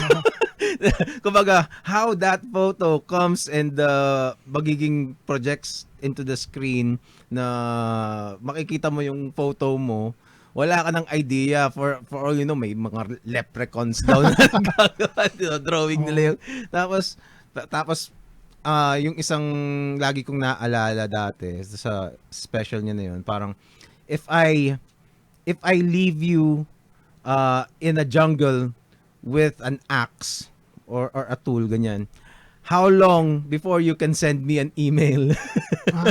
Yes, that's true. Maganda nga yung point yun kasi yun yung that is the amazing thing, but to a certain extent it's also a frightening thing about technology today, because what we have today, our society and the technology that it's built on, is the culmination of all of these advances in technology and science spanning millennia talaga, diba?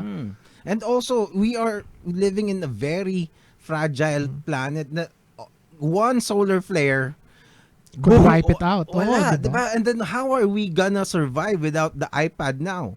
Without the apps na pambili natin ng mga grab shit natin, diba? Or paying yung banking system natin, everything will collapse. And even mechanically, kasi kung wala na yung power grid, yung mga matatandang nakatira life support, even yung mga nakatira sa mga let's say 40th floor ka, biglang wala kang tubig, 'di ba? Mag-iigib ka, 'di ba? Aakyatin mo yung, 'di ba? Tapos wala kang The thing is, which is why it's important, science and communication is important, even science appreciation, appreciation of STEM is important kasi even if you are not going to experience this kind of apocalyptic situation, 'di ba? hindi ba nakakatuwa na pagka gumamit ka ng bagay, mapa-electric fan yan or cellphone, mas naintindihan mo siya, mas na-appreciate mo siya because you understand even on a basic level how it works. 'Di ba? And that's a very empowering thing.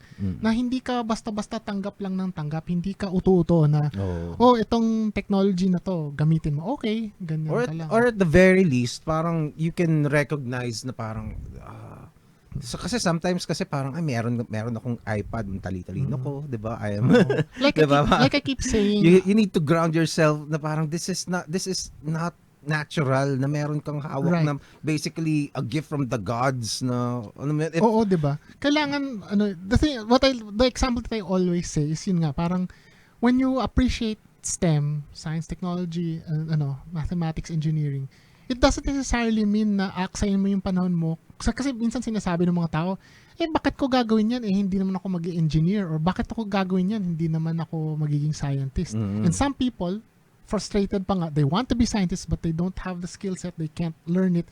So parang waste of time. No, that's not true. Kasi, when you understand how something works, when you appreciate it, at the there's a practical reason for that. Number one is, hindi ka magugulangan ng mga taong nakakaalam tungkol doon, di ba? And pangalawa is it helps you be more informed when you buy something, di ba? The example that I always say, for instance, ako bilang manunulat and for a while I was an editor. Pinagtiyagaan ko mag-aral ng Photoshop, pinagtiyagaan ko mag-aral ng video editing even though I knew that I would not do this as a job. Bakit? Kasi alam ko na makikisalamuha ako sa mga graphic artists, sa mga video editors. It will make my life and their lives easier if I can talk to them in their language, di ba? On a practical purpose, for instance, like bibili ka ng bagong computer, di ba? If you know very fundamentally, if you appreciate fundamentally how it works, di ba? Then pagbili ka, hindi ka mahirapan yung nagbebenta sa'yo. At kung masama silang tao at ginogoyo ka, hindi ka magogoyo. Bakit ito yung binibenta mo sa akin samantalang ito mas mura or ito mas efficient ito, ganyan, di ba? So there's a very practical reason why we should be more engaged in STEM. Yes. Well, kailangan naman talaga kasi whether we like it or not, this is the times we are living in, di ba? Sometimes, although on a philosophical level, yung sinasabi ko kanina na parang grounding yourself into reality, that the technological enhancements we have are not really part of nature. Diba? Parang, kumbaga, these are things that we created to enhance our lives. And it could be easily taken away from us, whether quickly or slowly. Diba? Pero, right now that it's not happened, parang we need to appreciate it and know more as much as possible, 'di ba, na as much as we can about these things. And yun, people like you, especially here in the Philippines, as a science writer, let's talk about science literacy here in the Philippines. So I think you would have an insight on its state, how's it like, or what can you say about it? Generally speaking, several things. No, first of all, speaking as a writer, journalist, and editor, din, hindi rin totoo na hindi tayo mahilig sa science per se. Okay. There is interest. It's just that most of the time we don't think of it as such. What do I mean? Let me explain. For instance, kasi first of all, in popular media sa atin, in the major newspapers, broadsheets, online, and broadsheets and online, kokonti lang yung mga spaces na merong science and technology sections. So the tendency is a story would come out that is science in nature, technological in nature, pero mapupunta siya elsewhere. So hindi natin nakikita. Concrete examples. Say news about Tesla and the artificial intelligence used in cars, right? If you have a science and technology section, okay, great, it goes there. But most of the time, in most of our popular channels, dahil wala sila nun, it would go into, say, the lifestyle or even the motoring section. Because it's about cars. Okay, hey, let's go into motoring, right? If it's a story about SpaceX, that's great science and technology news. But most likely, it will go into international news kasi tungkol sa US. Closer to home, the discovery of Homo luzonensis a few years ago, diba? We published it in Science and Technology sa GMA News Online when I was at the time. But elsewhere, it appeared in Lifestyle or it appeared in national news, right? But there is interest. It's just that because of this framing, hindi siya nakikita, science news pala ito. We can think about it as science news. Secondly, another example that I have, generally speaking, is what I found out very pleasantly surprised. No, na when NASA started its Mars missions, it had this very brilliant public relations promotion strategy. They called it send your name to Mars. They have a website where you can put in your name, email address, location, diba? Tapos sobrang simple. It costs practically nothing. They will take your names and then put them on a microchip, which will then be included with the Mars mission. Pagdating doon, your name is on Mars. Literally, very literally. Such a brilliant move. But what does this have to do with your question? I was pleasantly surprised when I did research for my talk at PhilSA, Philippine Space Agency, a few days ago, that the top 3 entries to that contest, as in across the entire program, top 2, not surprisingly, is US, kasi syempre, it's their program. China, because, well, they have more people than anyone else. But third was the Philippines. Wow. Okay. Yung sobrang natuwa yung mga Pilipino na sumali doon. So what this told me was that there is interest in science in general, in space science in particular, among Filipinos. Or text culture. Text culture. Well, that too, diba? But to a certain extent, that also dovetails into it, diba? So, this is an untapped potential na pwede nating puntahan. So, yun. So, going back to your question, one is, there's the aspect of framing, no, na we need to make people more aware that a lot of the things that we deal with in our day-to-day, meron palang science angle tungkol doon. And some stories can actually be viewed as science stories. Because this helps make science not something na, ano yan, science yan, hindi ko naintindihan, pang matalino lang yan. When we realize na, hindi pala, it's part of our daily lives. Diba? That's one. And also, yung this general interest in science, it also helps us be more prepared for, as I said earlier, diba? When we adopt new technologies, we need to be prepared for it. What does this have to do with science appreciation education in the Philippines? Ang problema kasi sa atin, and this is something that I found out when I was in the States. Most of the Filipinos in Harvard and MIT are in disciplines that, probably not surprising. In Harvard, for instance, most Filipinos are in medicine and governance, law. Diba? At MIT, yes, there are engineers. A lot of them are also business. Kasi they have a very good business school, diba? Which is all well and good. Pero ang tendency kasi natin as Philippines, we tend to gravitate towards these service sectors. And there's nothing wrong with that. And actually, we lead in that way. But there's also potential to go beyond it. You know, which brings me right back to something that I always say a lot is, I had a lot of fun in doing science journalism and science writing in the States. But I hope that I'm not the last person to do it. If a schmuck like me can do it, anyone can. More people can. And I keep saying this now. I can't guarantee you'll get in, but you're definitely, to those listening to this, you are definitely more capable, and you have a bigger chance than you might think. But do you really need the degree, or can you go parang indie? Yes, actually, you can go indie. You know? But that also speaks to a certain problem dito sa Pilipinas. Ang tendency kasi natin is we tend to look at professionals in a certain Oo. light, na Mm. na minsan, and actually I did encounter that in some areas na hindi, let me put it this way, no. Mm. As a science journalist, as a science writer for close to 10 years, Mm. never naman ako umabot sa point where someone questioned what I had to say Oo. because I didn't have a master's degree Oh. or a higher degree. That said, in higher levels of society, like say decision making levels, Mm. it does help sometimes to Mm. to have a degree, and that's why I did what I did, because did I really need it? Not necessarily. I could have gone all the way without getting a higher degree, but I felt that it would help. It would help and give more umbrage, because Maximize your because if nothing potential. else, it shows. It's not so much that the degree per se, but it show it.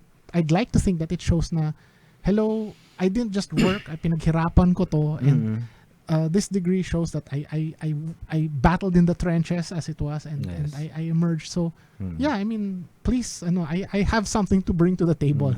I know what I'm doing. I know what I'm saying because pinaghirapan ko to. Yeah. There's definitely value in that diploma, Right. diba? And but how about now? What kind of science writing are you doing? Right now, I freelance. I still do science news stories every now and then when something pops up.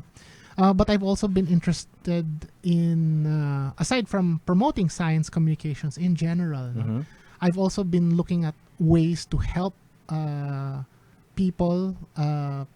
Mostly I've been working with government recently to help promote science and technology, STEM actually in general. Particularly, Pagtanaw 2050, for instance, which was a project of the National Academy of Science and Technology. I helped co-edit that. I was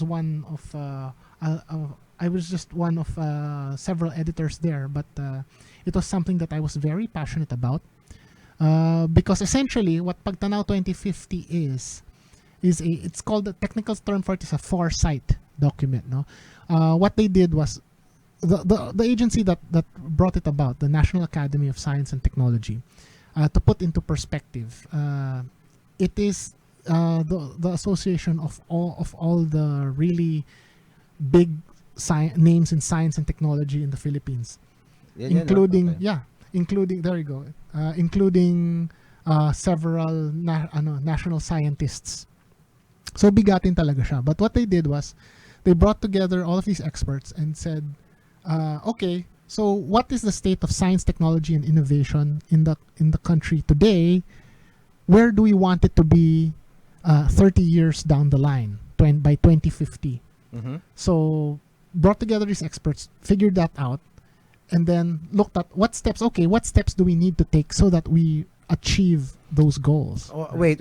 Are you guys trying to predict the future here, or very good, very good question. There is a reason why it is called a foresight, because it is not a prediction.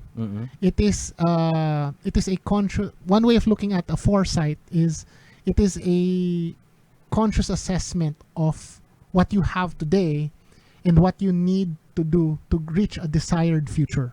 Okay. Right. And actually, this is a whole branch of study. I mean, I defer to one of my colleagues who and I don't know if he's listening, but I hope he is. Si Sherman Cruz. Wait. Is it this basically parang the same din sa ginagawa ng Disney dati na parang the world of Imagineering. tomorrow, ganun? To a certain Disney kasi, wait, let me get back to that. Okay, But I was just saying, okay. I had to mention Sherman Cruz because he's one of several people who are doing this right now, foresighting. They're helping promote the idea of a foresight, Okay. which is a way, foresight thinking, which is a way of planning towards a desired future.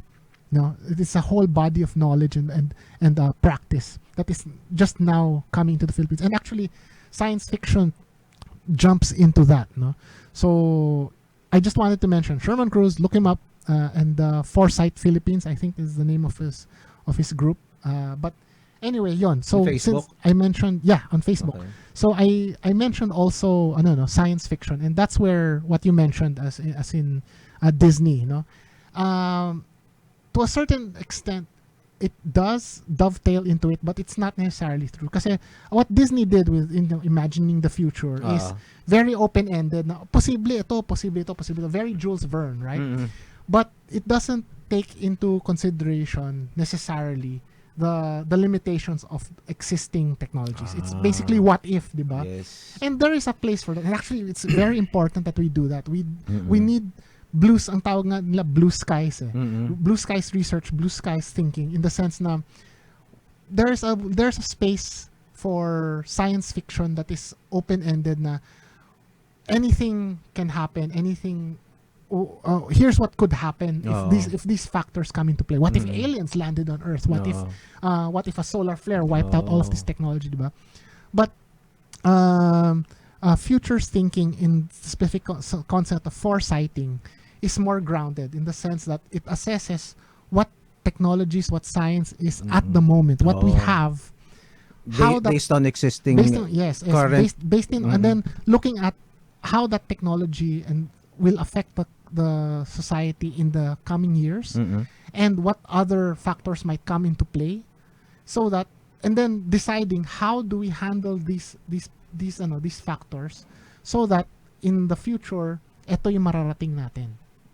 Diba? So that's a whole division of study, but an important fact, and this is what excites me about it, no?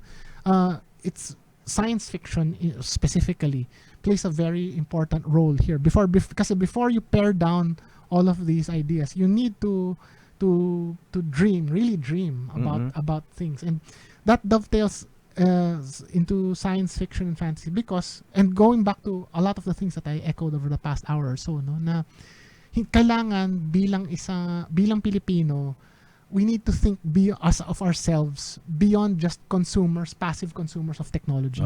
Kasi whether we like it or not, these technologies will come to us anyway. In Pagtanaw 2050, you will read about futuristic concepts, everything from nanotechnology, smart materials, even smart cars, smart roads, even smart houses. Diba? Pag iniisip mo, parang wow, and echoing what you were saying earlier, because I also feel that, parang napaka-high-tech naman, parang imposible namang dumating yan dito, or parang ang hirap ma-imagine na tayong Pilipino meron tayong cars na ganyan. Hello, bako-bako na nga yung kalsada natin, namumroblema na nga tayo sa traffic, tapos AI-enabled cars pa inisip natin. But the thing is, whether we like it or not, sooner or later, and probably given the state of our roads, maybe later, darating yan sa atin eh. But will we be flat-footed when it happens? Diba? Yun yung problema eh. Na, okay, sige, fine. Economically, ang dami nating ibang iniisip, ang dami nating ibang pinoproblema. These technologies are not an immediate concern, unlike they are in other countries, in first world countries. Fine.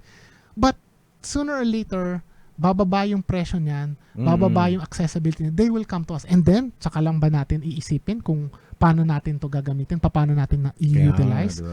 Well, too late na. And it's already happened before. Again, when cell phones arrived on the scene, when the internet arrived on the scene, when social media arrived on the scene, lagi-lagi tayo, we play catch-up, biglang magugulat lang tayo, uy, uso to, itong technology, uso ngayon, so what do we do now? Diba? So, we need to prepare ourselves. And one of the ways we prepare ourselves is going back, foresight thinking, and more down to earth is bracing ourselves through appreciating science and technology and innovation on a personal level, on a social level. Oo nga, no, yung sa cellphones natin, yung mga 3G, yung mga tawag dito, yung mga cell sites na infrastructure, wala. Tapos yung sa internet, recently lang naging bumilis ng naging efficient yung ano natin. Tapos dati ang mahal, 'di ba, ng internet ng Pilipinas. Yeah, tapos ngayon it's samantalang back in late 2000s, para sa ibang bansa, sa Korea, kumbaga naka 5G na yata sila o 4G sila doon, whatever. So yeah, tayo, lagi nga tayong nagka-catch up. Hindi ko alam kung if there's something about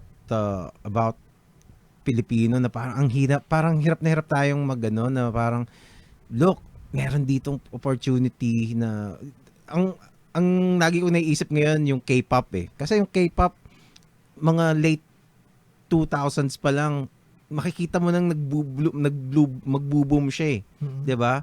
Tapos ngayon lang parang ina-adapt ng mga Pilipino yung ginagawa nila. Kasi ngayon may talagang copycats na na mga yung mga P-pop bands. Talagang, ano talaga sila?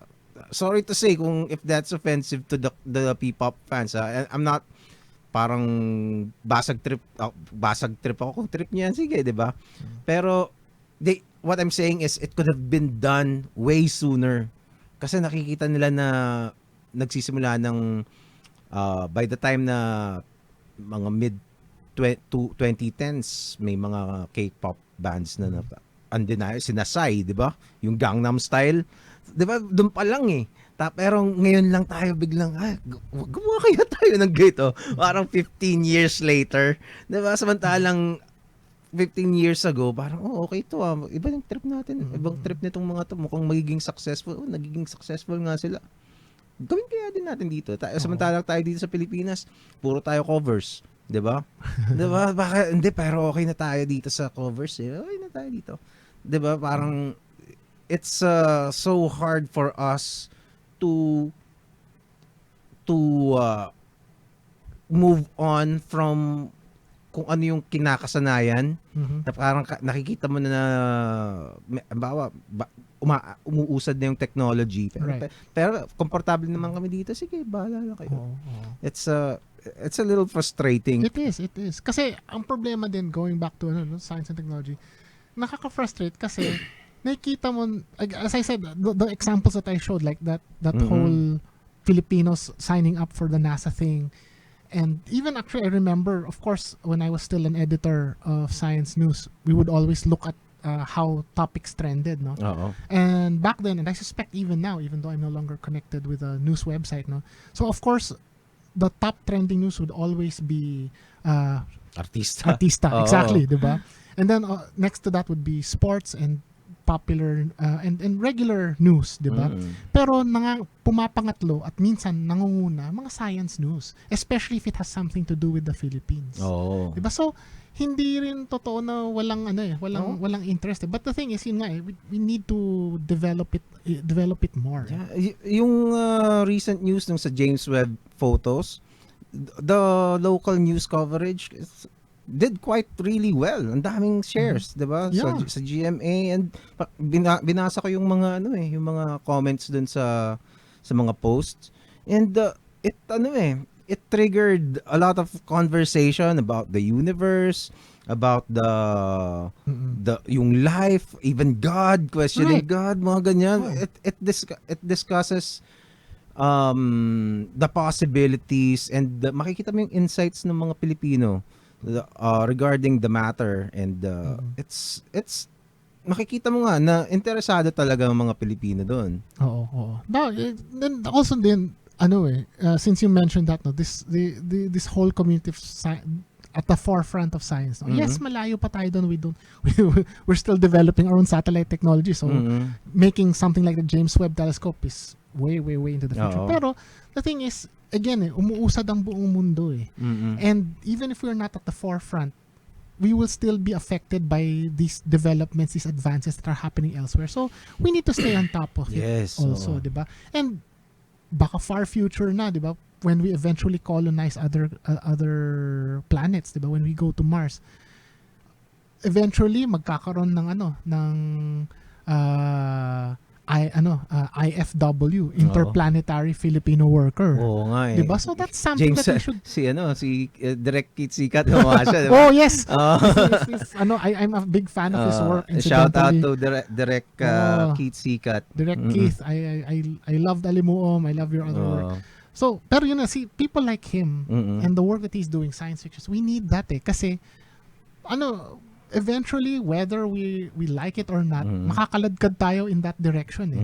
So we need to be prepared. Hindi tayo flat-footed dapat. May naisip lang ako dun sa sinabi mo, diba? When Philippines or other countries, 'di ba? Let's say go colonize colonize Mars, ano kaya magiging mga rules, 'di ba? Is it kung sino yung nauna doon para ito yung sa amin, ito yung sa amin. Would it be parang pag ibang bansa yung pumunta, will they go on the same spot na nandun yung mga tao, or they gonna start somewhere na parang dito yung Pilipinas sa Mars, dito kami, 'di ba? Tapos will the area be the same as your area here? Actually, magandang tanong yan. 'Di ba? There are actually international hindi laws mga agreements concerning in celestial bodies at yung pagmamay-ari nitong mga to. Oo, 'di ba? I forgot already, but the guys over at PhilSA, if Julius, if you're out there listening, you probably know this more than I do. Dr. Sese definitely knows this by heart, no? But the gist of it is that there are international conventions of which various, just like any UN, diba, na depende sa mga bansa kung sino yung magsa-sign up and mag-agree doon about how kung paano gagamitin yung extraterrestrial resources, na kung sino man ang mauna doon, sila ba talaga may-ari, or merong area na bawal lahat ng tao na mag-claim na it's a communal resource of the entire humanity. Ganun. May ganun no?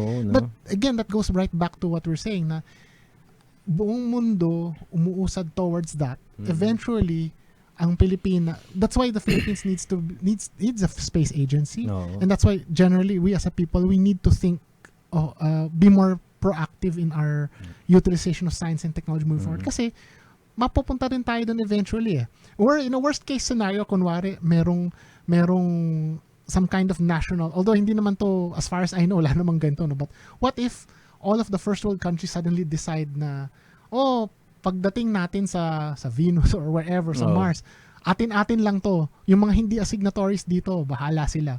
So if we don't think about that now, ano yun, etchapuera tayo. At some point, we will just be living on someone else's property, someone else's land. Yung ganun. Of course, that kind of scenario, as far as I know, what little I know, given the agreements that are out there, parang hindi naman talaga mangyayari yun.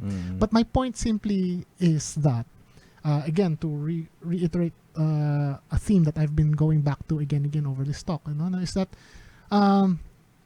these advanced scenarios, scientific scenarios, and even these advanced technologies, yes, malayo pa tayo sa third world country, but they will impact us later, if not sooner. And when it happens, it will help us to be prepared. Ang weird siguro, no, kung pupunta tayo doon tapos wala tayong sariling lote. Diba? Tapos makikira tayo, diba? To a certain extent, that's what's happening now with space technology, and that's why we need our own space agency, kasi lahat ng datos natin nakukuha natin sa satellites ng ibang bansa. At kahit na libre yon, because these are international satellites, those resources are divided among other countries, and it's not necessarily, and even when we are able to use these resources, they're not necessarily optimized for the Philippines situation. But what if let's say, syempre meron ng pinag-usapan na yan ng mga international parang adhering to it is a different different conversation, no? Pero let's say tayong dalawa yung magde-decide. Ano kaya maganda just for fun lang, no? Para ano kaya mas maganda? Would it be better if it is communal, na parang lahat ng resources sa Mars, every nation would it go direct, kumbaga yung mga goods na makukuha mo doon go to the World Bank, tapos evenly distributed. So, pwede kasing ganun, di ba? Posible. Pero I mean, to get to a utopia like that, you need to have stakeholders, di ba? Kailangan muna nating ma-realize na, teka, stakeholder tayo dito. Oo, dapat. We have every right, we have just as much right to discuss these resources as everyone else in the world. Siguro yun ang pwedeng gawing, kumbaga merong isang kumpanya na all nations will chip in there. Tapos kung magkano yung chip in, parang may parang parang may business kayo, 'di ba? Tapos meron kang base dun sa nilagay mo, yun ang kasama ka sa kita. Di ba? It's, pwede naman yun eh. Kasi halimbawa kung let's say, hindi, dito sa area mo, since kami yung pumunta dito, sa amin to, di ba? Tapos, pagdating mo dun sa, tayo, bawa, hanap tayo ng sa atin, di ba? Ano, sa kaya, syempre, may mga satellite din naman dun, di ba? May mili ka. Tapos, pagdating natin dun, nakakuha na tayo ng isang plot. Tapos sa kabila, merong, bawa, yung Malaysia, nandun sa kabila. mas mayaman yung lugar nila, di ba? Parang logi tayo. Di ba? So, sisihin natin kung si Julius. Si Julius yung nagtitingin ng satellite. Dito tayo. Tapos, Julius, pag naging DOST head ka, huwag mo kaming kakalimutan. Oo nga, no? Hindi palpak pala yung pili ng location ni Julius, no? So, parang lugi ka sa terrain kasi hindi mo naman alam kung anong nasa ilalim nun eh. Or at least, I don't know. Okay, yung mga asteroid, di ba? Unahan kayo kung sino. Di ba, they just recently saw,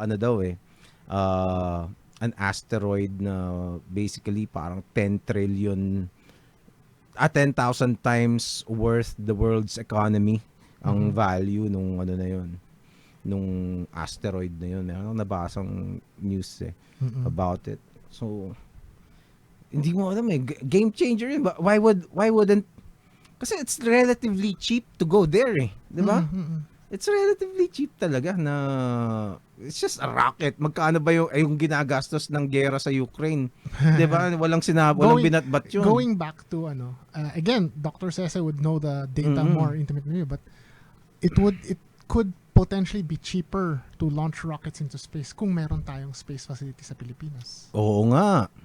Tama.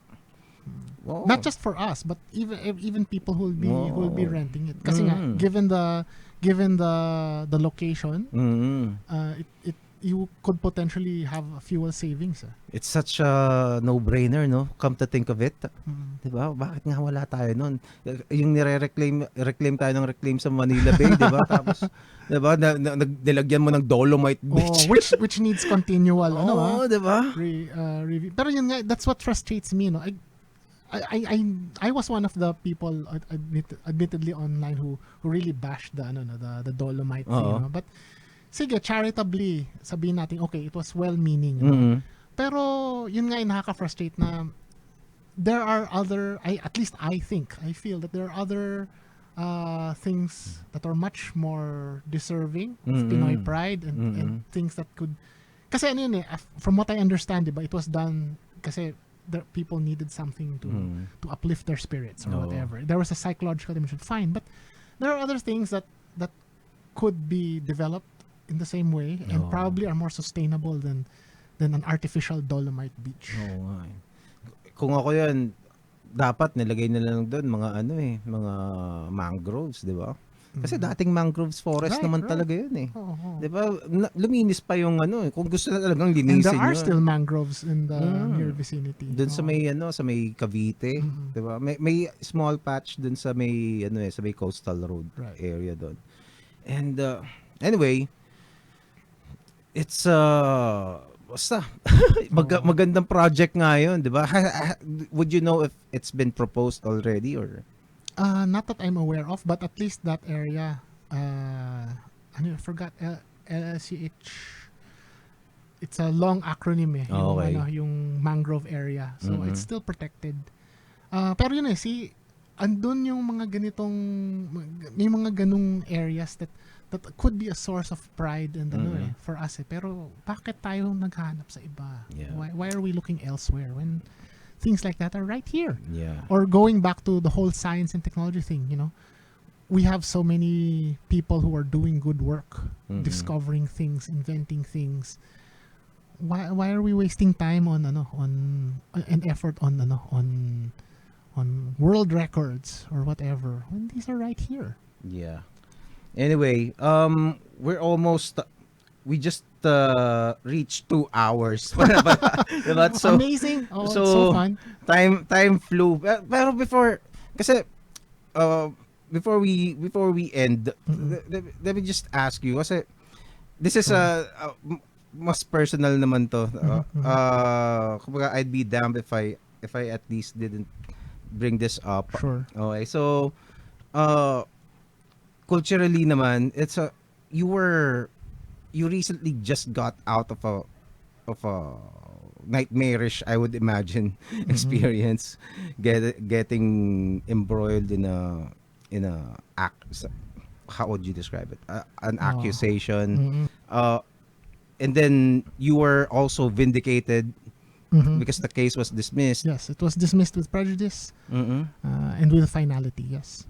Okay, what are the things that you can share about that, and how did that affect you, and what can you say about the entire thing that you got accused of, but without sufficient basis or Mm. Well, I have to say first of all, before let me preface what I'm saying by saying that it's a terrible thing to be to be mobbed, to Mm-mm. be lynched by online mobs, Mm-mm.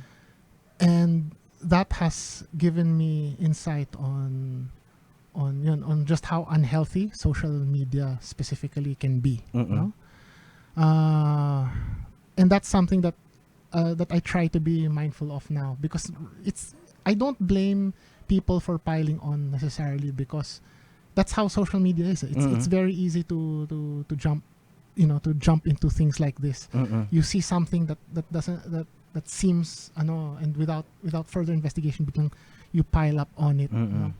Uh, and that was very very difficult for me, and it made me understand just how powerful and how bad the effects of social media echo chambers can be. Mm-mm.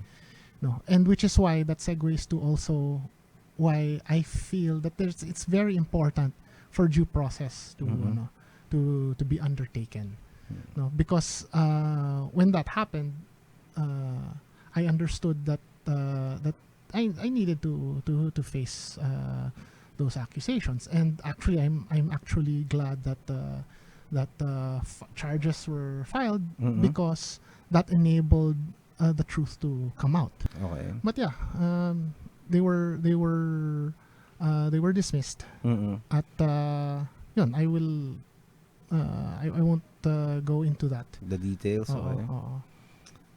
So, But yun, the thing was, I welcomed that because it was an opportunity to for an independent look at what happened. mm-mm. And that's something that a lot of people who are accused online Mm-mm. sadly do not have. Mm-mm. Na pag naakusahan sila, hanggang dun na lang. They're lynched by mobs, and they don't have any recourse to clear the air of if the accusations are false or Mm. not. And the thing is, based on what I saw from you online dati, it's kumbaga parang you were one of the people who would actually kumbaga yung mga same things that the mob were saying about you, parang those Mhm. are the things, parang you're part of that team din eh, but then again you got into their crosshairs for kasi may lumabas nga, 'di ba? And Mhm. then how does Mhm. that feel that being one of them, and then all of a sudden parang getting the rot, yung talagang viciousness of the Mhm. Mhm. attacks, ganun. Well, generally speaking, I think in fairness, I understand that a lot of the vitriol that happened in the Me Too movement was precisely out of frustration Mm-mm. because uh, because a lot of voices were not heard. No, Yes. and I understand that. Mm-mm. Pero it's all the more reason why we need we need spaces where these can be tried and discussed. Mm-mm. Kasi yun nga parang at maraming lumalabas din na people who have been falsely accused. Mm-mm. uh, and but there's no way of figuring that out. And also, but then yung also in that, yung toxic part of that culture, kasi I acknowledge that there are na mayroong benefits yung yung outing talagang proven predators, 'di ba? We need that as well. Pero we need to be careful as well na teka, just because yung lumabas after Me Too na parang believe all women. I know the original hashtag meant well na but siguro kailangan isama but use common sense. Pero hindi kasama 'yun eh. Ang nakalagay lang believe all women. Ang dating is no matter what. Parang without probing if there's sufficient proof dun sa accusations or what, 'di ba? And dun nagiging problematic eh kasi it becomes vague and people want to be a part of a righteous movement eh na parang what would be more righteous than protecting innocent women from predators, diba? The problem din kasi was that, and kaya rin siguro kaya rin lumabas yung yung believe all women kasi parang ang nagiging default is hindi pinaniniwalaan agad. Oo, yun. Diba? At yun naman yung yun yung point noon pa. Parang hindi talaga dapat ganun, diba? You assess it fairly at hindi mali yung default na ay babae mali. Dismiss it. Ay siguro ginusto mo ganyan. Mali din naman talaga yon, tama. Kaya which is why again it goes back to dapat merong lugar kung saan pwedeng to ferret out the truth, diba? Kasi there were sometimes these movements get hijacked by yung mga talagang extreme mag-isip na parang hindi no matter what kasi it's kundi enabler ka ng violence against women and doon nagiging muddy, doon nawawala yung siguro yung ibang nagpasimula na dude hindi I think more people from the movement na parang no, we need to hindi ganyan, that's not what we mean yun lumabas nga malinaw naman yung dun sa facts ng case and it rests there nga the case details are out there naman for people to judge for themselves what actually happened. Pero yun nga, I'm grateful that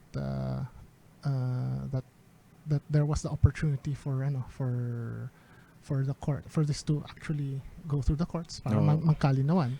How did it feel when you got the ruling? Very relieving talaga. Oo. It kasi yun nga parang I think I'm lucky in that there was that opportunity to clear my name, but unfortunately a lot of people who are called out online, that's it. All you have left are the accusation, the social accusations on social media. Well, do you still get the people who are not convinced na parang hindi ano kay they will never accept the ruling? I think that's probably a given with anyone who's in similar situation. And it's both ways din. For instance, Monica Lewinsky back in the day, even today, I think there are people who just still think negatively of her.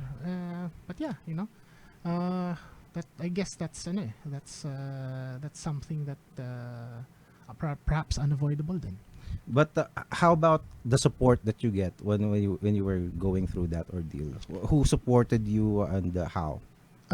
Well, yun, I'm glad that there are people who kasi yun I think I can talk about more of how damaging the echo chamber can be on social media, because of social media, specifically echo chambers can be mas marinig mo yung yung people beating you down and whatnot. Okay. So yun, it is good to have people remind you that remind you of where you are, who you are, and what you really stand for. I see. Well, so I suppose family. From where did you get the most support? Family, of course. Yes. Okay. All right. So so after this, what do you think about siguro last question about it na lang is, what do you think about the, I think you already said parang due process, diba? But what do you think about generally yung mga, just to, yung mga accusations na ganyan, Mm-mm. how damaging is it? How bad did it get you, mga ganyan? Well, to be honest, yun, false accusations harm everyone. Mm-mm. They have a lasting mark on the people who are falsely accused, and even for people, it even has fallout even on people who are not directly in that situation, kasi it casts doubt on people who are telling the truth. Did you get any parang, did it affect your profession, your job, or at all? It did for a while, yeah. Mm-hmm. Wow, diba? Okay, so before we end, meron kasi akong isang project na, in all honesty, I don't know how it will transpire, kung what will come out of it. Kasi I invite people from different, all political sides basically. Wala akong pinipili na mga ganito lang ba, pro BBM lang ang ano ko, pro Lenny lang. Diba? I'd like to, kasi you can be anything while being pro Lenny or pro BBM eh. May mga scientist siguro na, o kaya artist na BBM or Lenny. Pero we just finished an election, and madaming division ang ginawa nun, most prominently in social media eh, 'di ba? Makikita mo yung division ng mga Pilipino na meron talagang ayaw at saka galit, 'di ba? So, one question na naiisip ko about it is, in your opinion, how and why do you think the Filipinos allowed the Marxists to get back in power? That's a good question. No? Of course, this we can directly attribute this to a shift in popular perception, no, of the Marcoses. No? But how did that shift happen? First of all, and it's not just limited to the political situation in the Philippines. This has been going on for a long time. Ano? This idea that stems from 20th century philosophy, yung postmodernity, where there are many viewpoints and each viewpoint is just as valid as all the others, where nagkaroon ng idea of alternate truths, diba? And this is something that we've heard a lot about over the past few years, no? But the problem with this is that a lot of the time it's more emotionally based, no? Hindi nababalikan yung actual na datos, diba? So, and the problem there is, especially on social media, when all of this upheaval happened, where much of this upheaval happened, this shift of mindset happened, social media happens to be conducive to influencing emotional reactions. And as we've seen, the science shows, and studies time again have shown, that people tend to make decisions, or people aren't rational to begin with, no? We make decisions based on emotion. So that when we see opinions or information online that we are comfortable with or seem to make sense given our worldview, we tend to pile up on it. And social media is really good at creating these echo chambers that continue to build up, no? Without making it difficult rather to make the actual data behind them manifested or shown. That's one, no? And that's also how, say, climate change is continues to be a hot topic despite the fact that the science is settled. But another aspect there is, and what's very devious about it, is sometimes you don't even have to debunk the facts outright. Sometimes all that's necessary is to plant doubt in the veracity of those facts. And we've seen this happen with big tobacco companies.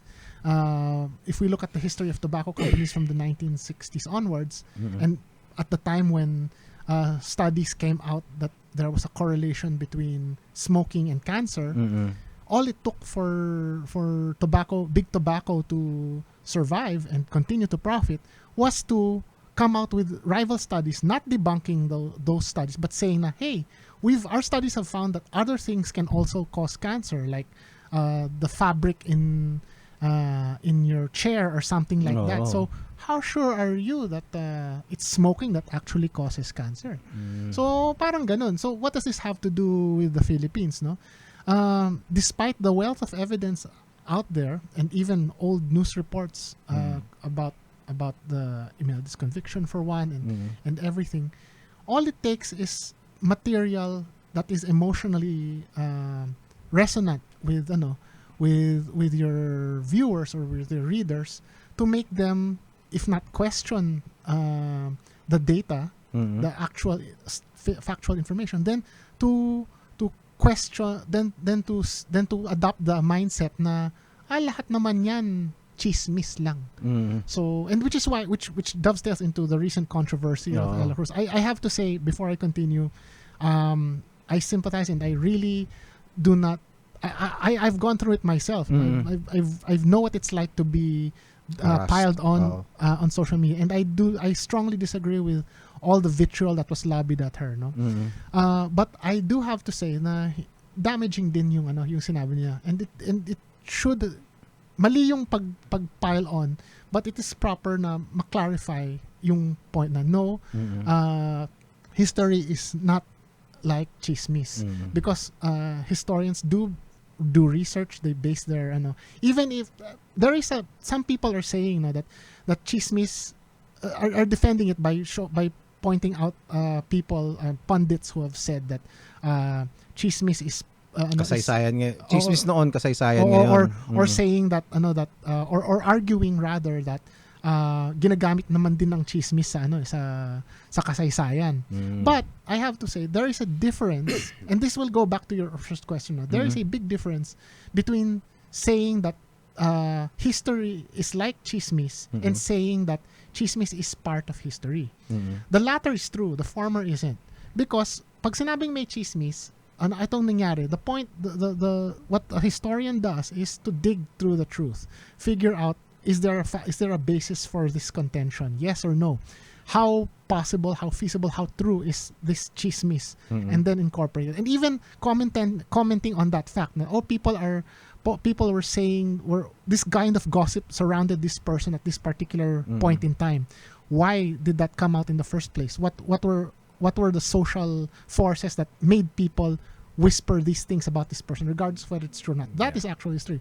But to say that history is like chismis in the sense na it's all just a matter of opinion, yun yung delikado. And that goes all the way back to this na ang problema, precisely because of social media the way it is now, and the way we tend to treat information that arrives to us through social media and elsewhere, it is so much easier now to gloss over the facts and to gravitate towards to go away from inconvenient truths and to migrate towards convenient lies.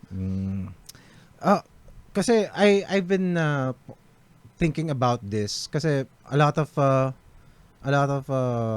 common answers is parang goes to the parang flow na parang kasi ang bobobo ng mga Pilipino, which is hindi kasi ako naniniwala na bobo ang mga Pilipino, di ba?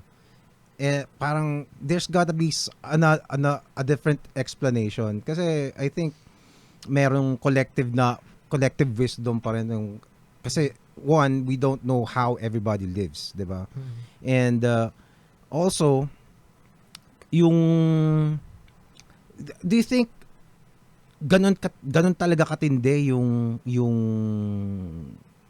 ginawa nilang let's just call it propaganda kasi yun ang tinatawag ng internet, di ba? So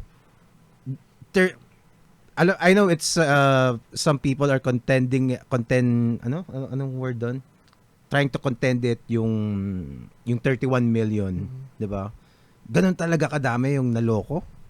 Well, as far as if we're going to base ourselves on the election data, and how the election itself was conducted, as far as I understand and know, it was a fair election. So these people did vote. Parang walang kung may mag-argue man na deny in the sense na the voting was rigged or padded somewhere. I'm not aware of any evidence to that point. No, he did win. Marcos did win fair and square. Well, But yeah, the yeah. thing there, and I think to the point of your question Mhm. is, were these votes from people who actually wanted that to happen? Yes, I suppose so. No, But the question then is, what gravitated them towards him? Mm. No, and I think that goes back to what I was saying earlier. A large part of it is public perception, Mm. public perception of him, and there are many ways that was influenced over the past several years. One of them, of course, is casting doubt in the public arena, public sphere of whether or not the cases against them and not just him but the Marcos in general, Yeah. if these had actually been decided in court, Yeah. right? And then of course vilifying, casting a negative light on opponents, etc. Mm. Diba? So a large part of this is how social media was, has been, and continues to be weaponized. Oo nga, no? Kasi, me, parehas tayo, di ba? We're around the same age. We grew up in the Philippines na parang yung we know history na the Marcoses were corrupt family, tapos we had the revolution and threw them out. And me as a person from that generation, I believe it, 'di ba? I believe it. Although kumbaga si BBM kasi is not really his father, 'di ba? Although syempre merong ang sinasabi natin is nakinabang din siya dun sa dun sa ginawa ng mga Marcos. And it's just really parang how so basically your answer is yung machinery and kumbaga talagang they just work on creating a new persona for their entire family. Providing an alternate perspective of themselves, yes, as a family. Yes. Ano din yun eh. What was the point that I was going to... there was a point I was supposed to raise. Kasi katulad niyan, it's okay, I think, it's okay to question or even to be skeptical of what actually happened. There is a certain grain of truth to when one says I wasn't there, I don't know. But the problem din kasi is, and this is partly because of how social media functions and how we consume social media, is instead of going through the information, through the data, and actually arriving at objective answers, ang tendency masyado tayong nadadala sa emotional stories na kinawawa sila, the Aquinos are evil because they're oligarchs, ganyan. Perhaps there's a kernel of truth to some of this, but instead of looking through the historical data and looking at what this has to show us, we tend to gravitate towards an emotional response. Yeah. Which narratives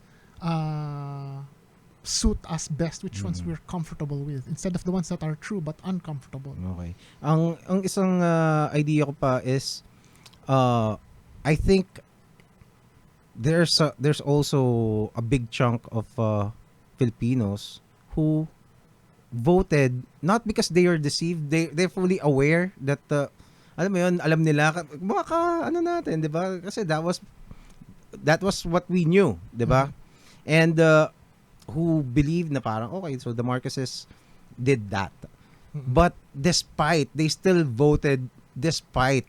Yun ang medyo parang bakit kaya nila binoto? So is it hate towards the opposition, or maybe what do you think? I honestly don't think I don't think I'm in a position to talk about everyone, no?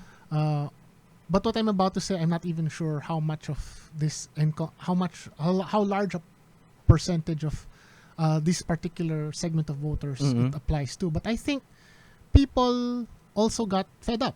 Some people parang okay, masama yung mga Marcos, but we've had and you hear this refrain a lot on social media, but we've had decades to change, but nothing has changed. So I wouldn't be surprised if there's a large portion of voters who did so out of spite. Na parang wala pa lang nangyari. Kasi what else? Of all people talagang parang obviously pinlano nila yan na parang we need to regain or kumbaga at least get our revenge. To put it bluntly, I'm sure somebody else can come up with a more tawag doon mas magandang pagkakasabi, di ba? But kumbaga parang or at least redeem the reputation that they lost or in their eyes is talagang kasi that's as humiliating as it gets na parang you used to be in power then you fall from grace, 'di ba? I think it's a decade long na quest for the Marcoses, and I wasn't just sure if they believe they can eventually do it, and they actually did. Diba? Yun ang wow, diba? You can't write that shit. It's happened in real life. I can't put myself in their shoes, but if that had happened to me, I don't know where else to go but in that direction, diba? Oo. You would fight tooth and nail to regain your lost glory. If you're in that situation. Damn, diba? And nangyari talaga diba? This is parang para siyang fiction na alam mo yon, nobela na well, but if you look back in history, stranger things have happened diba? Yung mga kwento ng mga medieval kings and queens, diba? So I suppose it's not as wow as I don't know. Interesting. Well, I wonder what historians like a century from now will say about Pero yun nga, I think social media in particular has played a large role in this dynamic. Yeah. And right now, frankly, on a personal level, I'm just on a wait and see kind of thing. And nandiyan Oo nga di ba? The vote didn't go my way, but we live in a democracy, and that's the vote that came up. But yun, the thing is, din naman, one thing is for certain, and this is something that I think people should remember din.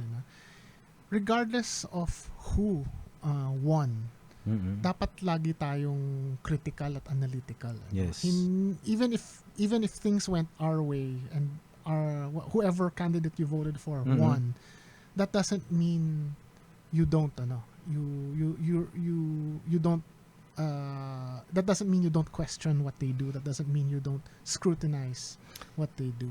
Meron pa ako isang tanong. I just thought about this now.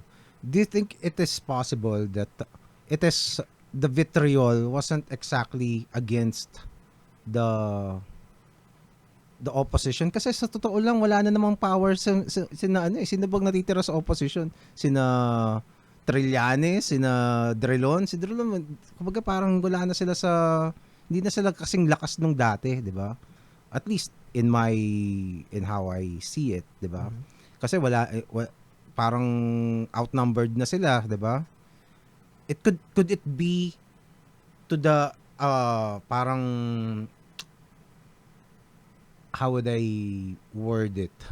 Kumbaga, could it be a fuck you not to the politicians but to the ruling class or baga elite class na let's admit it, nakakahiyaman yung ibang mga post talaga sa Facebook talagang parang mata pobre talaga 'di ba? Mayroon pa ngang Facebook page mata pobre for Lenny, mga gano'n parang actually yun yung problema, no? Again, I think a part of the problem is again through the echo chambers that social media creates. In that particular case, 'di ba? Let's be frank, no? Meron ding talagang mga nakita natin na mga tao on that side of the fence na naging mata pobre. Oo. But these don't necessarily reflect the vast majority. Yes. And to be fair, the same can be said of the other camp na hindi naman lahat ng tao sa kampo ng kabila rabid Oo. pro Marcos, 'di ba? Or you know, FU. But the thing is,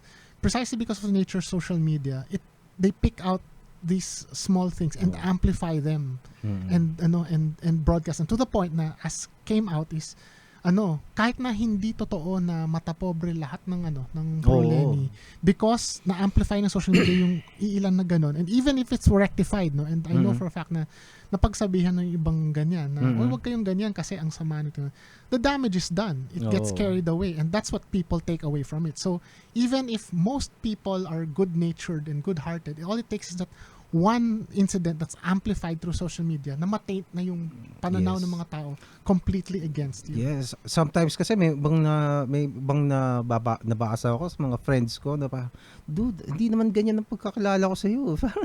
'Di ba? Parang they're talking out of character talaga, and I don't know kung anong iniisip nila, pero parang this is not the messaging that we want, 'di ba? Kasi ang advantage kasi nung sa BBM, kaya nilang gawin yon kasi lamang sila eh. 'Di ba? Parang kung basketball 'yan, 'di ba? Lamang ka ng 50, you can afford kahit 10 turnovers, no, maagawan ka or hindi ka makashoot. Okay lang kasi lamang ka pa rin. Pero kung ikaw yung naghahabol, you can't afford those kinds of blunders. And unfortunately, yung emotion of a lot of some of my friends really got the better of them, and yun, and now we await to see what's gonna happen. Pero yun nga, I think the proper stance, and that is a completely separate issue, no, na regardless of who is in power, we are not beholden to it, na dapat lagi talaga tayong critical, you know, and that's something that I think we also have to grow beyond, na kasi ang laging refrain na nakakapagod di ikaw na mamuno, parang ang dami mong reklamo, pero hindi, that's the point. You, especially if whoever's in power, you need to be critical because that's a counterbalance. Yes. Hindi tayo serfs eh. Hindi ito kingdom na God-given right mo ang pamahalaan kami, so you know everything and I don't deserve to have a say. Hindi totoo yan. Mas lalo yan, especially, and this is something that I'm sure that at least you and I and more than a few of your listeners would know is, you know, we pay our taxes eh. We have every right to demand where those taxes go. Yeah. Pero talaga eh, it's still mind-boggling na parang wow, we are living in a simulation. Diba? Kasi pare, dati unimaginable na for the Marcoses to come back eh. Parang hindi, tapos na yan. The mga thinking about this in the early 2000s, parang that's impossible na, diba? Ang daming, actually, well, hindi lang yon. I mean, since we're talking about simulations and whatnot, even the idea of social media as being a breeding ground for mistruths, I remember an interview with Bill Gates, I think at some point. This was late 90s or early 2000s nga. Parang at that time, diba, golden age ng internet, everyone is extolling the virtues of going online, being able to access information anywhere, and half jokingly he was told na so that means anyone can post. Parang he was saying, of course, that it levels the playing field because we can all share information and access information. But someone said, okay, so that means anyone can post some lie and propagate it. And he laughed it off and said, no, there will be checks and balances, ganyan. And sure enough, we see that right today, that world happening and those checks and balances not coming through. Oo nga eh. So, yeah. I think one thing that keeps me sane, is thinking that in the same way that we could not have predicted this to happen, we also don't know how definitely things will change, and we don't know how they'll change. But hopefully for the better in the future. Somewhere along the line, the next new paradigm, a paradigm shift will happen, and the next new thing after Facebook and social media will come along. We don't know what it will be, where it will come from, but things will change. Yeah. Huh. Probably not metaverse. We really don't know. I We mean, don't know. We don't know. Have you heard? it Have you heard? could- Ay, wait. Have you heard this? Meron akong napakinggan from a podcast na suggesting that maybe we live in a simulation and the simulation has already ended. What kaya ngayon, 'di ba? Parang what now? 'di ba? Ngayon biglang subjectivist reality na yung nangyayari, 'di ba? Nagsisimula na, palaki na sila ng palaki. And then eto, the Marcoses are back in power, 'di ba? Na parang dati hindi mo ma-imagine na mangyayari 'yon. Tapos may mga siraulong the US president is senile, 'di ba? Parang 'di ba hindi na siya makaano eh. Tapos siya pa rin yung tatakbo daw. So bakit ganun? Parang dati hindi naman ganun ng baka nga tapos na yung kumbaga we have already achieved Someone out there pulled the plug on the simulation. Hindi, just let it run kasi parang siguro the end yung ending is supposed to be parang siguro nuclear power, 'di ba? And how long will this simulation or this civilization get to the point that where they can create nuclear power? And 'di ba? Kasi tapos na, okay na. so tapos na kasi when you get nuclear power, parang you can end your own civilization easily, 'di ba? So pag ganoon, tapos na. Tapos ngayon we are just Right. flailing. One of the things that that history also shows us is, that's how I like to think of it, no, na the future is oftentimes it's almost always different from what we expect it to be, which is, for me at least, a blessing and a curse, because it means that things will not turn out as bad as we expect, but sometimes it will turn out in ways that we don't really expect and want either, no? Kasi katulad niya, no, sure, we're laughing tongue-in-cheek now and doomsday, we're going to hell, but remember in the 80s how at the height of the Cold War, no, it was a very real possibility that MAD would happen, mutually and disaster, diba?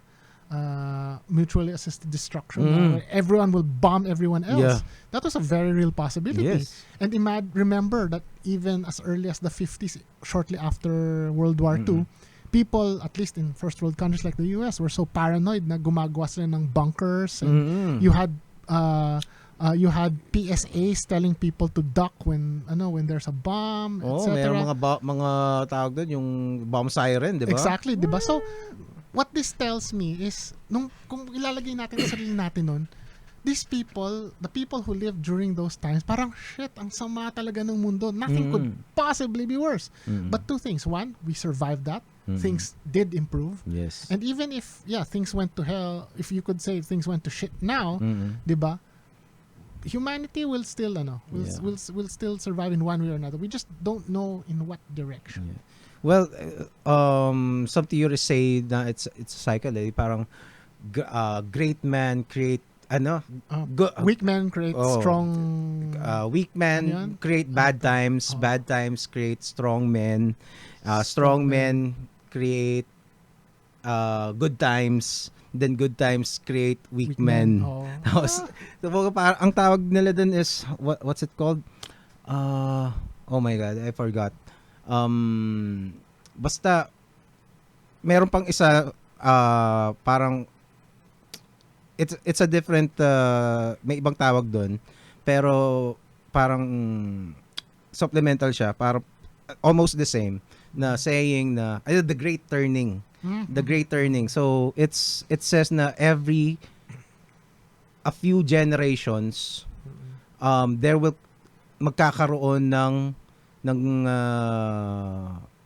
something significant that will happen, parang either a war that would change everything in the world. Like dati, I don't know if dati kasi civil war sa US, tapos about 80 years later yung the Great Wars, 'di ba? Yung and the 30-year war, First and Second World War, Second World War. 'di ba? And now we are due for the next, 'di ba? Kasi almost we're about 80 years or 90 years in after.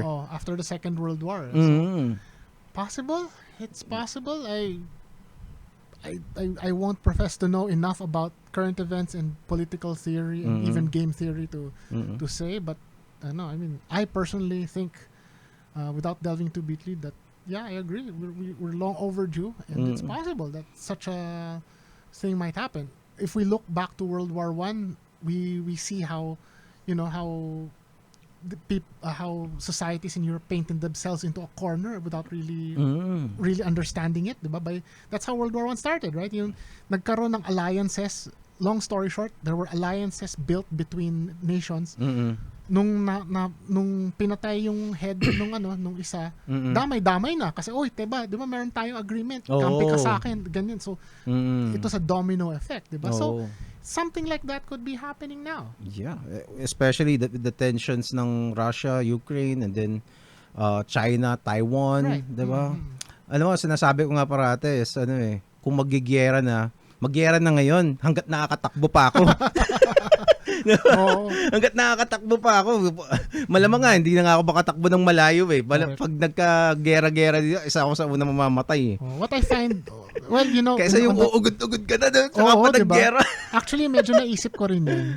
Kasi ako, my grandfather was a World War II veteran. Actually, tiniente siya nung gera. He was just barely in his early 20s. Survived Death March, incarceration, Fort Santiago, everything. So, I grew up in awe of what he went through. And sa sobrang, I think it says a lot that until the day he passed away, sa kanya, ang buong buhay niya at ang buong pananaw niya sa buhay was divided between pre-war and post-war. As in, like, we would be watching a TV show and then merong actor, pre-war pa yan, artista na yan eh. Or like Dolphy, I think at one point he said,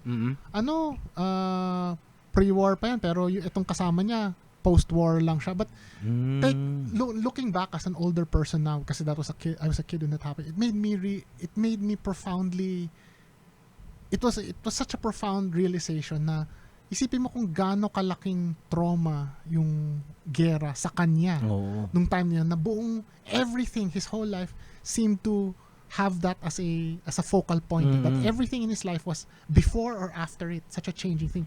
But the thing is, going back to that, yung ugod-ugod, he was in his early 20s then. He was in his 20s. And I'm imagining myself, what if, because we're at that point, if knock on wood, if a global, similar global war happens now, we would be in the same position as his, I don't know, dad or grandpa, di ba? And I remember his stories at the time. Yun, he was in the war, nag-guerrilla pa siya at lahat. And his mom and his dad were at home worrying about him. And pag dumarating yung mga Hapon, I mean, they could do nothing but just be deferential and let them pass through, di ba? So we're in that position too. So parang hirap isipin yun na. But the interesting thing here, and here's the unknown, I don't think, again, granted that I am not a social scientist, and I don't profess to know enough to be completely knowledgeable, but parang ang layo sa imagination ko that we would be occupied by an invading force like in World War II. My reason for saying this is because that was a war for resources, a physical war, diba? But now there are so many dimensions and so many other key factors na sa palagay ko hindi na mangyayari yung merong literal na maglalanding sa beach natin like they did before, na troops with from a foreign country with a foreign flag marching into our cities, But that also, so that's comforting on that level, but it's also scary because what kind of warfare are we facing now? Diba? Drone warfare, cyber warfare, diba? Those can be much more tricky, and they present horrible scenarios that we have not yet fully considered. Yeah, some are arguing even parang World War III we're not in a hot war, parang Cold War na sa cyber war kasi it could be treated as a Cold War, especially sa US. So, lagi silang may allegations ng Russian intervention from China din, 'di ba? Spying and yung allegations of rigging elections to favor certain candidates, which is very possible talaga. Right. 'Di ba? It's just malamang it's a fact na. I don't know if it's how much of it is proven, pero definitely you can sway people's minds, 'di ba? And you'll never know kasi you can create an ideological shift and acting ko yun ang nangyayari sa US kasi nag-shift yung ideology na to the point na hindi na sila magkasundo, 'di ba? Nung mga yung mga left and right nila na parang teka, masyado na tayong malayo sa isa't isa and then I don't know kung magkaka-civil war sila pero and then what will happen? How will the world react to an American civil war? Diba? Well, we really don't know. And being the dominant, even until now, the world's dominant superpower, when it collapses, if it collapses if it happens within our lives, we don't know what's going to fill that vacuum. Diba? Yun yung iniisip ng mga tao diba? Parang at the very least, at least for now, America still yung liberty is still a part of it, 'di ba? Syempre, America is not perfect. Pero dalawa lang naman choices mo sa China at saka as of now, 'di ba? Kasi sila yung sila yung dalawang superpowers right now.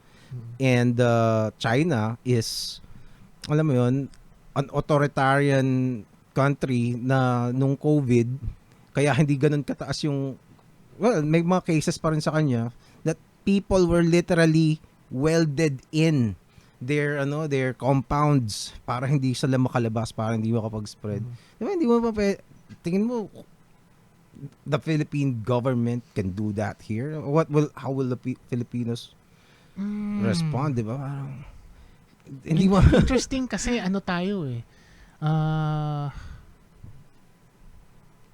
historically we ally tayo ng US and to a certain extent we still are, no, although even if the past administration has tried to and I don't mean this disparagingly, to cozy up to China, no, but it's interesting because and yeah, I'm sure someone out there who's more knowledgeable than I and who is an actual honest to goodness pundit on these things would probably be able to weigh it more, but I find it interesting that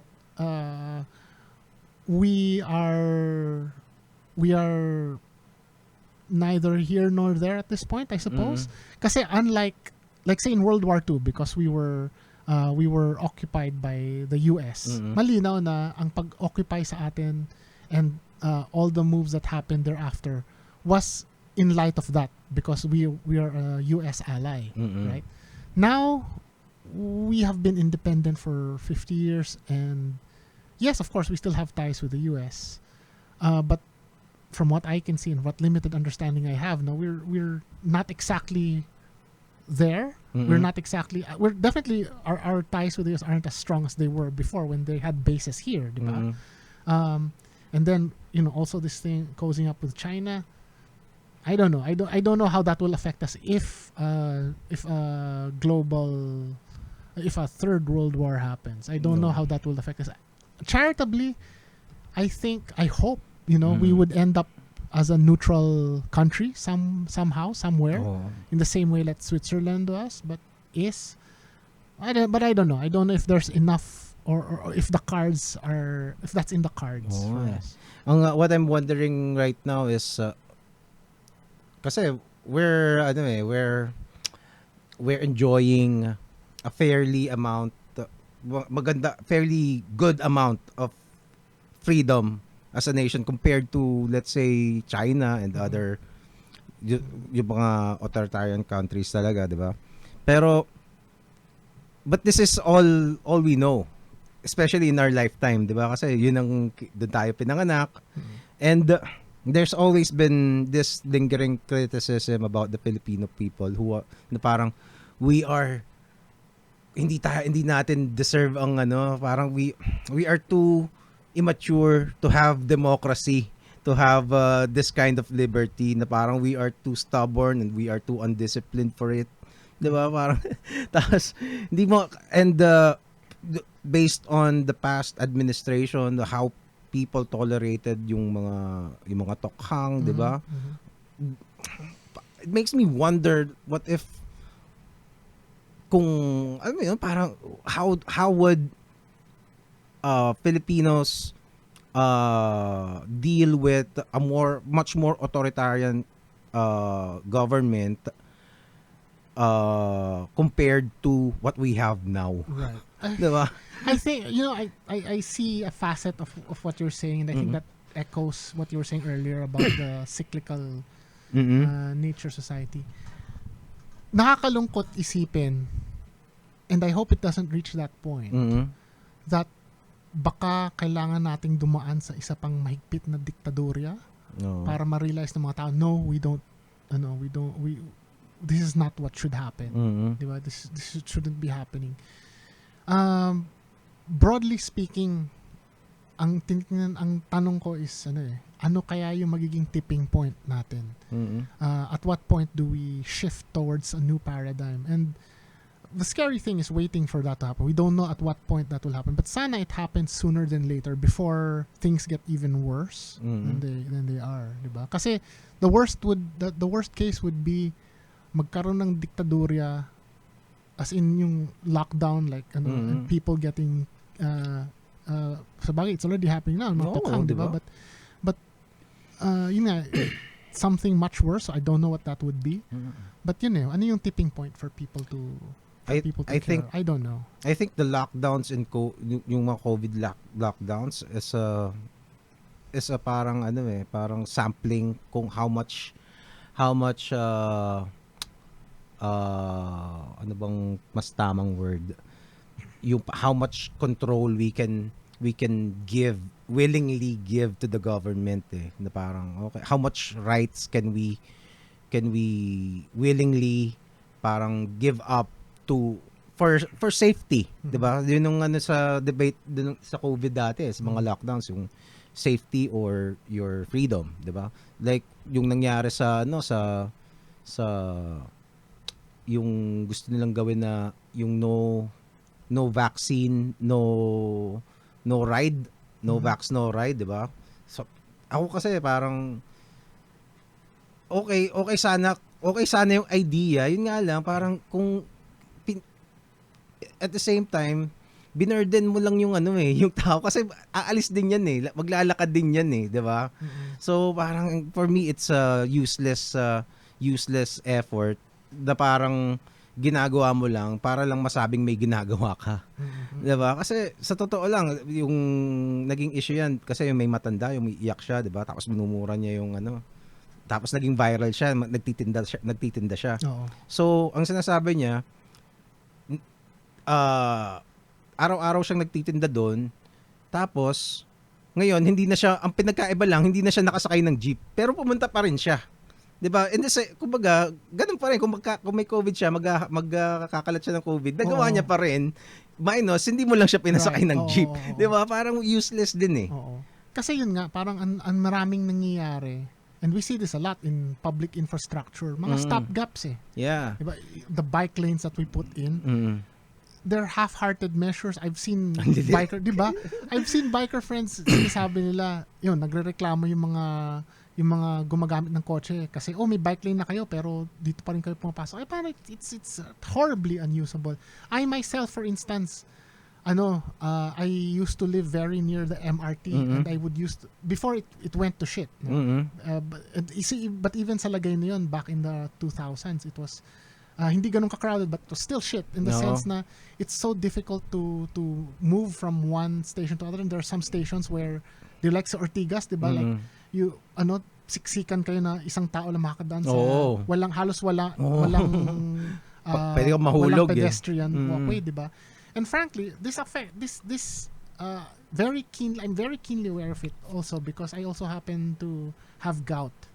So of course, most of the time I am 100% mobile. I don't. It doesn't affect me most of the year, most of the time. But those times when it strikes and I am cobbled and kulang na lang crutches ako. Mm-mm.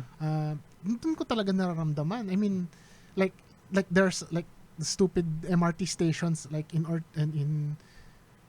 like Guadalupe, for instance, where Oo. you have an elevator nga, pero hanggang second floor lang. Tapos the rest is a stair. Parang, pardon my French, pero putang ina, naglagay ka pa Oo. ng elevator. But they put it in just for compliance sake. So, Oo. you have so much of this infrastructure and so many government initiatives na either half-hearted or sige, compliance lang, 'di ba? So, Yeah. how can you expect taxpayers to to trust you and Yeah. to support you? Ganun eh. Oh, yeah. But going back to my point earlier, parang we had the taste of those kinds of parang mandates na hindi bawal kang sumakay ng jeep, mga ganyan. 'Di ba? And surprisingly, merong mga ayaw, 'di ba? At merong okay, sige, wag kasi makakahawa ka nga 'di ba? Kasi madami pa ring takot sa COVID eh. Oo. Madami pa rin talagang takot sa COVID eh. So parang some people, kasi to me I look at it this way. These people, ako kasi I'm blessed to be in the position where I am na sometimes pag may bibili kami sa mga ganon, mga nagtitinda sa bangketa, minsan hindi na namin kinukuha sukli eh. 'Di ba? Na parang yun yung mga tinutulungan mo. Yan nga yung mga pina-poverty porn mo eh sa sa mga YouTube videos, the Right. poverty porn. Oo. Tapos ngayon, ayaw mong pasakayin ng jeep? 'Di ba? These are the people that you are supposed to be who you claim na parang kailangan kasi nga natin. stopgap, parang okay, kasi yun katulad niyan, if you don't allow them to ride, if you don't allow people, not just them, people in general to ride jeeps, sana merong suporta other than that. And I'm not just talking about Oo. dole outs, 'di ba? There's so many things. Even our telecommunications infrastructure, for instance. There was a case a while back that I heard na dahil online na yung mga classes, pahirapan makahasagip ng Yeah. signal. This poor kid went out in the street, nasagasaan kasi Oh my naghahanap siya God. ng signal para online classes siya, ganyan. Yeah. But that wouldn't have been a problem in the first place if telco infrastructure was robust enough to support it. Diba? Yes. And the whole thing about commuting for a lot of people, two things. Several things actually. One is if we had better telco infrastructure, then people didn't need to commute that far. Napatunayan natin na kaya naman palang work from home. It works. Oh. And commuting infrastructure, if it was better and more easier to use, more people would use it. It wouldn't be such a problem. Pero ang nangyayari nga is patsi-patsi. Yeah. Okay, tayo, parang merong COVID, let's keep people from spreading it. So, wag na. Pero, Yung angkas kailangan may barrier, which is so stupid. ay, isa pa. Sobrang stupid, 'di ba? Yung mga plastic barriers nga sa jeep, 'di ba? Anong nangyayari diyan? It's so, 'di ba? With or without that, kung pwede ka pa rin makatransmit eh, 'di ba? So wag ka na lang bumiyahe, 'di ba? At least di tayo mukhang tanga. And unfortunately, a lot of people don't have the privilege of that choice. They really have to Kaya nga, 'di go ba? out to earn money. Exactly. Ang mas pinagtataka ko kasi dito is hindi pinagtataka. Mas na-amaze ako is how people can, kumbaga parang yung mga legitly mababait na tao, all of a sudden would turn their backs to hindi, maglakad ka, 'di ba? Just because meron kang may panakot sila sa iyo na hindi kasi magka-COVID ka, 'di ba? So give up mo na yung one is your compassion to your fellow men. Minsan nga galit ka pa eh. Ina niyo kasi kukulit niyo eh, di ba? May mga ganong eh. Yun yung I find that very Yung sad. shift na yun, Right. yun ang nakaka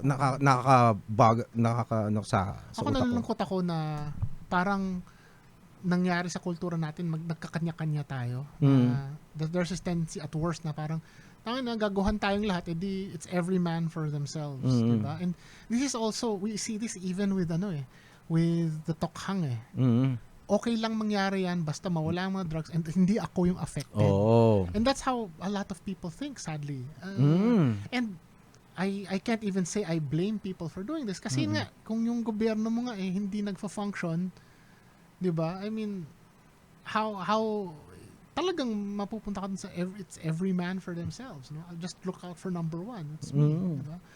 Mahirap yung So ganun. I think meron talagang merong different kinds of people. Na sometimes yung mga magugulat ako na Ako kasi being a libertarian, I believe in in having as much freedom as you can. Your freedom to, of course, within reason, to exercise your rights, 'di ba? To have access to help yourself. Hindi naman kasi yung iba parang ang ibang mentality is you should help them all the time. Help them all the time. Sa akin, I wouldn't di ko naman tatanggihan yun yung mga tutulong sa akin. Pero give me adequate or kumbaga yung sufficient na kakayahan para gawin ko yun para sa sarili ko. And if you're gonna, let's say, kumbaga, allow me to protect myself, allow me to para let's say pag walang pulis, kaya ko protektahan sarili ko. O kaya kung yung pagdating sa COVID kasi tricky yan kasi there are you should be able, para sa akin, you should be able to gauge your risks. If you're willing to risk it na mag kasi madaming naapektuhan ang pinaka naapektuhan sa COVID yung mga bata Until now hindi pa rin tayo they're still stuck at home, 'di ba? Right. Tapos worry ko face to face coming soon, 'di ba? 'Di ba? Well, nakaka-worry din 'yun, pero you would also have to think about yung may report na parang 9 out of 10 Filipino children at age 10 cannot read. Hindi marunong magbasa, directly attributed to people not having face-to-face classes. Isa yun sa mga nagpa-spike nun talaga. And so what? We are just gonna leave them like that?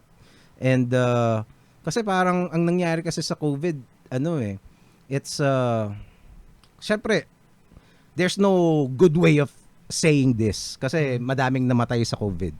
Pero all throughout human history, the elders, kasi ang pinaka lowest risk ng COVID are the children 'di ba? Highest risk ang mga matanda. So all throughout history, the elders, kumbaga, they were the ones who stormed beaches para makipagpatayan to protect their the younger generation, 'di ba? Tapos ngayon baliktad, it's the younger generation who are taking the rut of the in mental health, in sa education, yung social lives nila. Those are lasting yung impacts niyan To protect naman the elders. 'Di ba? It's baliktad yung, at least in my point, I can see it that way. So kumbaga parang because many of the elders are scared about the virus. Interesting perspective. Ano din I think there's also a dimension there where if we think about it, there's a wide gap between generations.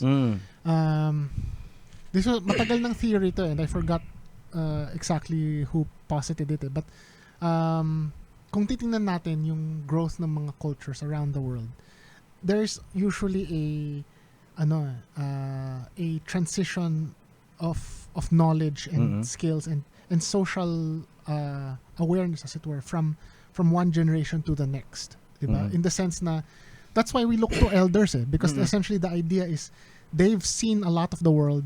They have an idea of what works, what doesn't, so let's learn from them, right? But the problem now in the past century, in the century and a half, is that because of technological advancement and social upheaval, so much rapid change happens within people's lifetimes na na hindi na necessarily applicable yung natutunan ng isang generation dun sa kabilang generation. So that chain of stewardship, of mentorship is broken. To put it more concretely, Gen Z, Gen Y, this happened to Gen Y, and this is, I think, more so, nag-umpisa Gen X, Gen Y, and more so in Gen Z now, na because of so much social and technological upheaval, the world is so much more different that they can't look to their parents for comfort. Na it's a completely different world with its own problems that they are forced to deal with, and it's not like they have elders to turn to show them the way, to show what can and can't be done. Right. Sabagay, no? Like example pa lang, like tayo, that cusp between Gen X and Gen Y. Gen Y being the generation na grew up with the technologies and the internet, the millennial generation, diba, right? All the social upheaval that came with being online, diba? These are things that the previous generations did not have to deal with. So the anxiety that you felt going online, figuring out what's dangerous, what's not, etc. These are, and all the whole entire culture that grew out of that is completely different and not something that no one has seen before. So that generation has been forced to live with that. Now imagine what Gen Z is going through right now. Now they from not the just get-go. From the get-go. Not only did they grow up, they don't know a world that does not have the internet. Yes. They also don't know a world that does not have social media. Diba? So it must be very bewildering for them. Yun nga yung sinasabi ko kanina, 'di ba? Yung parang these are machines that were not really part of the natural setup ng mundo, Right. 'di ba? Diba? Tapos Exactly. ngayon, you all of a sudden there's an entire generation who were born into this world na kasama 'yon, 'di ba? Yeah, kasi katulad niyan, if you look back hundreds of years ago, 'di ba? Kasi Papatagay ako dito. kung titingnan natin, 'di ba? Historically, 'di ba? Centuries ago, relatively mabagal yung pagbago ng society. So, what your elders went through, the kind of world that they grew up in, is most likely the same world that you grew up into, 'di ba? Na nung kabataan ako, we hunted this animal. Ganito yung pag-hunt niyan, 'di ba? Or ganito yung ganito yung pag-ani ng palay. Hindi naman magbabago yan from one generation to the next. But several things have happened over the last century and a half. New technologies, not just communications technologies like the telephone, TV, radio, etc., but technologies that have replaced in a lot of ways the human labor, diba? Everything from mechanized farms to to computers, right? That have changed how we not just how we communicate, but how we do business, how we transact with each other, and they've all changed. They've all had these paradigm shifts that occurred within a generation or even less. So anong nangyari, hindi na po pwede yung anak, wag ka mag-alala kasi ito yung pinagdaanan ko, here's the way to do it. Hindi na. A lot of it is there's still the generation that grows up in that milieu still has to struggle with it, and there's no one there to guide them. It's not that they some people would parang ignorantly say they're not relevant anymore. Kasi that's where the disconnect will come. Na parang, okay, like what we were talking about earlier, di ba? Yung parang you think a good, isang produkto na nakikita mo sa store, just popped in there na parang the process and the knowledge and the literally thousands of years na collective knowledge involved in perfecting, just mining the cases of the everything. Diba? If you're gonna break it down, just mining the, let's say kung kung cellphone. Wag ng cellphone kasi komplikado pa yan. Pasimple natin.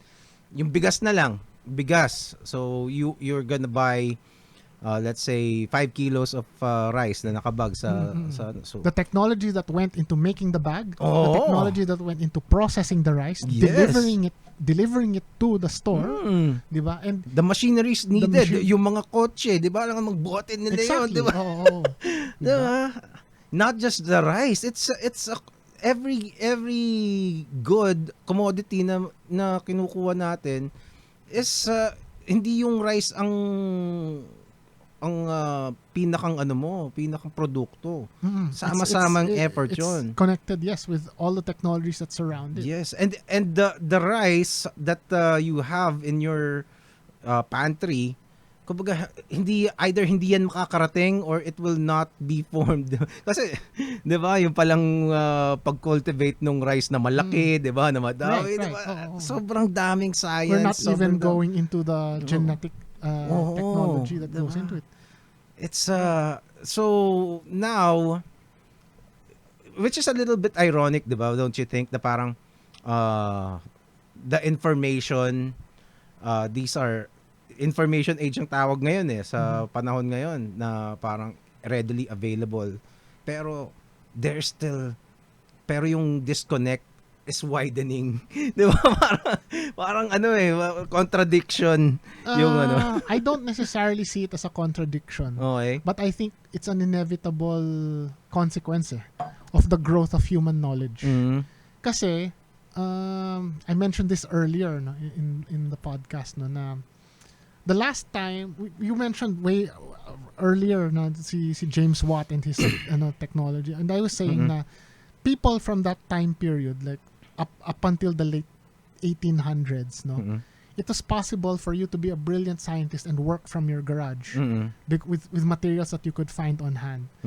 Kasi this was also the time when the scope of human knowledge was relatively small, that it could fit in an encyclopedia in its entirety, and you could, with enough patience, learn it in general, diba? But the strength of scientific advancement since then, but also a weakness in a certain way, is that precisely because so much knowledge has been added over the past century and a half, not just in terms of new inventions and new technologies, but even in discoveries about the natural world, diba? Physics also, diba? Sa sobrang dami nito, it's already impossible for a person to fully understand it completely without specializing. So ano nangyayari tuloy? People tend to become islands of information, which in itself isn't a problem. But the thing now is, precisely because of this information on social media and the negative effects of postmodernism, nagkakaroon tuloy ng duda na, ito, on the flip side, on the one hand, it's like, you have a PhD in physics. How do I know that you're not that you're not pulling my leg, or you're a doctor? How do I know that you're not working for big pharma? How do I know that you guys, NASA guys, aren't covering up the moon landing, the flat earth, diba? How do I know that? That's one side, but the flip side also, it also gives people who are peddling false information a sense of legitimacy. Diba? Na, makinig kayo sa akin kasi itong sinasabi ko, the big pharma or the global governments are trying to cover up this information, ganyan. Manipulators, madaming manipulators. At its worst, yeah. Bad actors ng exactly. Diba?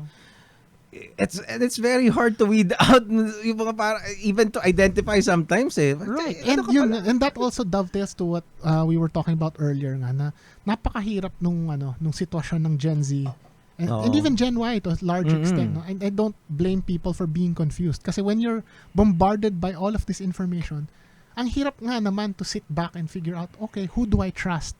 Which information is correct or not, diba? Yes, it's possible to figure it out, pero it takes a lot of effort, a lot of energy. And especially kasi I've been hanging out in Kumu, 'di ba? Nagkukumu ako. I've been hanging out in Kumu recently, and dahil kasi dito sa podcast na to, I've been talking about stressful stuff like COVID, yung mga politics, 'di ba? So I found solace in Kumu na parang, it's so damn wholesome, I wanna scream. Ganon. So, kasi meron akong mga friends doon na mga Gen Z, Diba? Minsan nga nag-K-pop nag-K-pop review. Ganun mga trip ko. Anyway, Sounds nice. What I found out interacting with these kids is hindi na nila alam yung mga the people that we think na hindi pa naman ganun katanda for us. Hindi na nila kilala. Hindi nila kilala si Paul Medina, tol. No. Hindi nila Sino si kilala. Paul Medina? Joke. Diba? Hindi nila kilala si Oo. Paul Medina, which is for kahit Kasi hindi sa dami ng content creators, mahirap talaga eh. And again, that's also partly because of the echo chambers that we set up. Eh. On the one hand, people who do know him will stay within that echo chamber. But the thing is, people outside of it would not have heard of him. Oo, 'di ba? Pero for us, kahit nga hindi comics fan, at least narinig na nila kung sino si Paul Medina, 'di ba? Parang medyo may pagka-weird ka pag di mo siya kilala, 'di ba? Sa kanila as in wala, as in hindi nila kilala. Tinanong ko nga yung iba eh. Kasi ang alam nila is mga Wattpad at saka yung mga yung comics? Webtoons. Yun ang alam nila. 'Di ba? And wow, sabi ko, this is a new world. 'Di ba? So, it would take much more effort for them to look up information na I don't know, that can balance things out, 'di ba? Parang you would need to deliberately na isipin, gumawa ka ng effort. Which I suppose ganun din naman sa atin siguro, 'di ba? Kasi you would need to deliberately put an effort to find out about the Beatles, 'di ba? Or unless yung parents mo Beatles fan or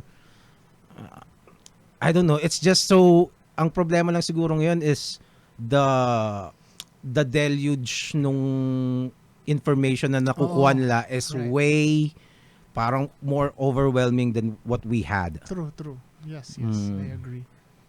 Whew.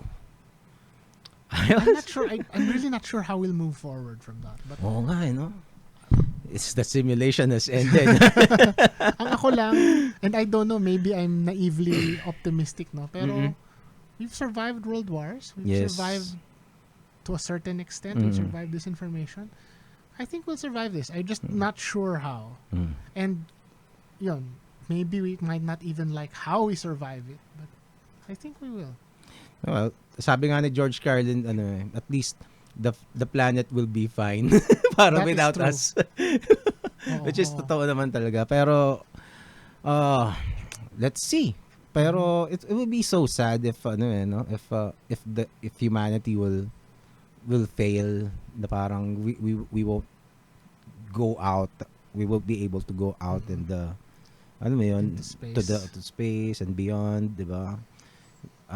Pero at the end of the day, it's finite talaga eh. If you don't do that, talagang as long as the billions of years that Earth will exist as a celestial rock over here, then siguro pwede natin gawa ng paraan, 'di ba? Kahit nakailang ice age na ulit, 'di ba? Pero even then, parang katulad dun sa story ko, 'di ba? Parang mawawala rin 'yan eh. The solar system will die. Even the universe, they said, will eventually die. Ako, I think I take solace in the knowledge or in the thought that we tried, you know? Even if I hope we don't fail, but even if we do, we tried our best, and I think there's a nobility in that, regardless of the outcome. I suppose. You know, there's something to be said about, when all is said and done, even if all things go to heck, there were people who looked to the stars and tried to reach them. That's beautiful. Oh. All right. I suppose it's a little bit comforting, 'di ba? Kasi parang yung infiniteness ng universe is, we now know na hindi pala totoo, 'di ba? Parang slowly but surely na nakikita natin, 'di ba? Now we're looking at the edge of the universe and basta. Still, we might be just one in many parallel universes. Oh. I'd like to think that. We also don't know if at the end of this one it will give birth to a new one. Mm-mm. We don't know. My story has explanation of all of that. This is story ko, which is di pa ako makapagbigay ng until I've finished writing the story. Yun. Let's talk about stories naman. Are you writing Sige. anything now, a fiction? Not What? at the moment. I have some ideas, but they're on the back burner for now. Actually, as far as sci-fi is concerned, I think one way that I can talk about is broad strokes, no? Oo. First of all, I am very interested in science fiction, the practical aspect of science fiction. Oo. And I mentioned this earlier, how science fiction could be a tool to encourage kids to get into STEM, Mm-mm. but also to help us envision specifically, very specifically, how Filipinos can move forward into the future. Mm-mm. Diba? So that's something that I'd like to see. I'd like to see more, say, writing contests or more anthologies maybe Oo. that focus on future fiction specific to the Philippines. Yun. This is something that we do that other countries are doing too. Segue lang, MIT specifically, and Singapore also. I've seen anthologies like this where they ask where either they in Singapore's case they had I forgot the title. They had an anthology where they asked kids to write stories about what they see as the future of Singapore, and then they chose the best ones, diba? In the States, specifically at MIT, I forgot the name of the anthology, but they solicited stories from well-known science fiction authors, Mm-mm. and then parang may prompt yata na parang okay, given this particular technology, artificial intelligence, right, or how do you see so what kind of story can you make out of what how do you see society in the future using this ganyan? So they publish that. So there's a practical purpose. Of course it's entertaining, but the practical purpose of this is it encourages people to dream beyond the present. So that's one. As for myself, my personal on my personal projects, wala pa naman. I would like to go back to future fiction. Sky Gypsies that I did 10 years ago na pala. As it turns out, it's 10 years old. 10 years old. Was a story of Budge House in the asteroid belt. I'd like to pursue something like that as well. Yeah, which is available online, diba? You can download here. Yes. Yeah, so just search Sky Gypsies. Download natin para makita nila. Sige, Okay. so while you're doing that, tapos, there's also I'm also looking at fantastic fiction, sci-fi fantastic fiction that's based on alternate history Philippines. That's something worth pursuing. Pero long story short, nakakalula siya kasi I don't think I'm quite ready yet to delve into an alternate reality, because the stories that I'd like to pursue, precisely because it's alternate reality or alternate history, right? Is that there must if certain scientific events happen, or if certain events happened in history that changed the course of things, syempre magbabago yung present. And medyo for me, maybe I'm overthinking it, pero nalulula din ako na shucks, ang daming pwedeng magbago, napaparalyze ako, I'm not sure how to go about this, ganyan. Oo nga, one tricky thing about writing science fiction is if you write a little bit more recent, it's parang sometimes technology can catch up, right, and it's not, and it could, at worst it could become stale. oh nga, and it also maybe yung what you think is amazing, the new technology is better. Exactly. Diba? Diba? It's wow. So it diminishes the impressiveness of your It could idea, happen, diba? Yes. So especially now, let's say yung let's say mga science fiction dati, yung mind control, diba? Eh ngayon, yung Neuralink ni Elon Musk, sabi, pwede ka daw magano diba? Pwede mo daw mabasa yung yung pwede mong i-download yung utak mo, which yung may isang report ginawa niya na raw, in-upload niya na raw yung utak niya sa Neuralink. I don't know kung totoo yun, pero 'di ba? Or yung in my case dun sa Neil Gaiman entry ko dati, yung or new discoveries, apparently I was looking at an outdated parang research, yung reference ko. Tapos nalaman ko na mas mahaba pa pala yung buhay ng sun, 'di ba? Parang ganun. So, mali pala. Oo. Hassle. Well, it happens. Nagiging ako, like when you look at old stories from the golden age of sci-fi and from Asimov and Clarke, some of them appear quaint. Pero that's the charm for me. That's the charm of them. Kahit na Sa bagay, no. quaint sila. At saka, yun yung maganda, yung suspension of disbelief. If it works as a story, cute siya. Wow, these images are pretty, man. Galing. I have to give mad props to John Ray Bumanglag for all of this. His art style, as you can see, is very gorgeous. He's obviously very influenced by Pinoy comics, and that's his style. That's his charm. Very detailed. There's a classical feel sa sa style niya, sa hatching. And natuwa ako kasi, of course, when you write a story, a prose story, you tend to have certain images in your mind, ganyan. Pero hindi man ako anal retentive na kung ano yung nasa isip ko, gusto ko yung artist, yun din yung nasa isip niya. In this particular case, I remember when he got in touch with me. This started as his thesis for college. He messaged me out of the blue. I didn't know him. Sabi niya, he saw my short story, he loved it, and used it as the jumping off point for this comic, which was his thesis. And when I saw it, I was blown away kasi a lot of the images were not things that I didn't think of, but they just made sense. Like you're looking through right now his images of the asteroid field and whatnot. So very beautifully gorgeous, no? And this raises a very interesting point, of course, about science fiction, the fictional part of sci-fi.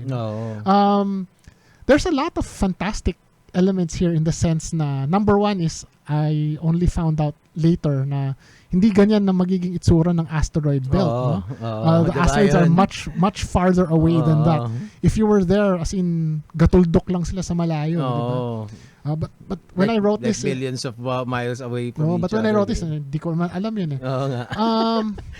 Kasi Star Wars yun eh. Right. And of course, things like even the technology that I invented that keeps them breathing in outer space. The design of the ship, for instance, which is very sailboat-like, diba? These are probably, if not difficult, if not impossible to make in real life. So they are fantastical in that sense. But I would like to think that the main motifs, the main arguments that the story brings forward, namely how Filipinos culturally will have to deal with spacefaring, or vice versa, how spacefaring will influence our cultures moving forward. Diba? This is something that is worth engaging and looking at. So even if this is largely a fantastic thing, the motifs that it raises, the questions that it raises, I think are still valid to this day. Galing, this guy is a real visual storyteller. Yeah. And then sa dulo sinama dyan sa dulo at least in the downloadable version is the short story that it's based on. Is this was this published in a book? Yes, it was published in the Philippine Speculative Fiction Anthology. Okay. Volume 3 to be precise. Yeah, okay. I've heard about that book. Dapat sumali ako dun eh. Pero invitation nata yan eh. No. Diba? You can just write. Anyway, yun. I suppose we can end on that note. So, yun. Thank you again. Thank you very much. Thank you again, TJ, and we'll be looking forward to more of your projects, and kung saan ka mapadpad. Oh, yes. Maraming salamat. Thank you, thank you. I hope we can do this again. Oh, I'd love to. Yes. Diba? Parang Please do. we can, pag wala kang ginagawa, you feel like talking, alam mo yun, having these conversations. Actually, these are the kinds of conversations that I really like. Parang, parang, yung uncertain things that we don't really know about. We speculate, but we speculate carefully and thoughtfully. And, yun ang gusto kong, kasi to me, if somebody watches this, I learned how to think by watching thinkers, eh. 'Di ba? Pwede mo palang tingnan ng isang bagay this way and that way, 'di ba? Sometimes especially in a conversation, that's why podcasts are really attractive to me. Na parang nung nakita ko, I saw the possibilities from yung mga conversations. Syempre, yung inspiration ko was the Joe Rogan experience. Yun yung, kasi interview rin yun, eh, di ba? It's not just one guy talking to a camera or a microphone. And I saw the value. Kasi if I can, well, I'm not really a smart guy. I'm not the smartest guy you'll ever meet. I've just trained myself to be more articulate. When I started podcasting, I don't even consider myself to be the most articulate person. I understand diba? where you're coming from. Kasi ako din naman, and that's why I do what I do. Kasi parang gusto ko ring ipakita na, guys, hindi rin ako, hindi rin ako Einstein, hindi rin ako genius, eh. But, I've worn my heart on my sleeve, and the paths that I took are paths that other people can do. And as I keep saying, people out there who are listening to this podcast, you might not think you're definitely, sorry, baliktad, you're definitely more capable than you think or feel you are. You just need to take the chance. Yes. Okay, so and with that, let's end this podcast, and basta I'm looking forward to having you again here in TPKP. Thank you. Powerful Comics Man podcast. Yeah.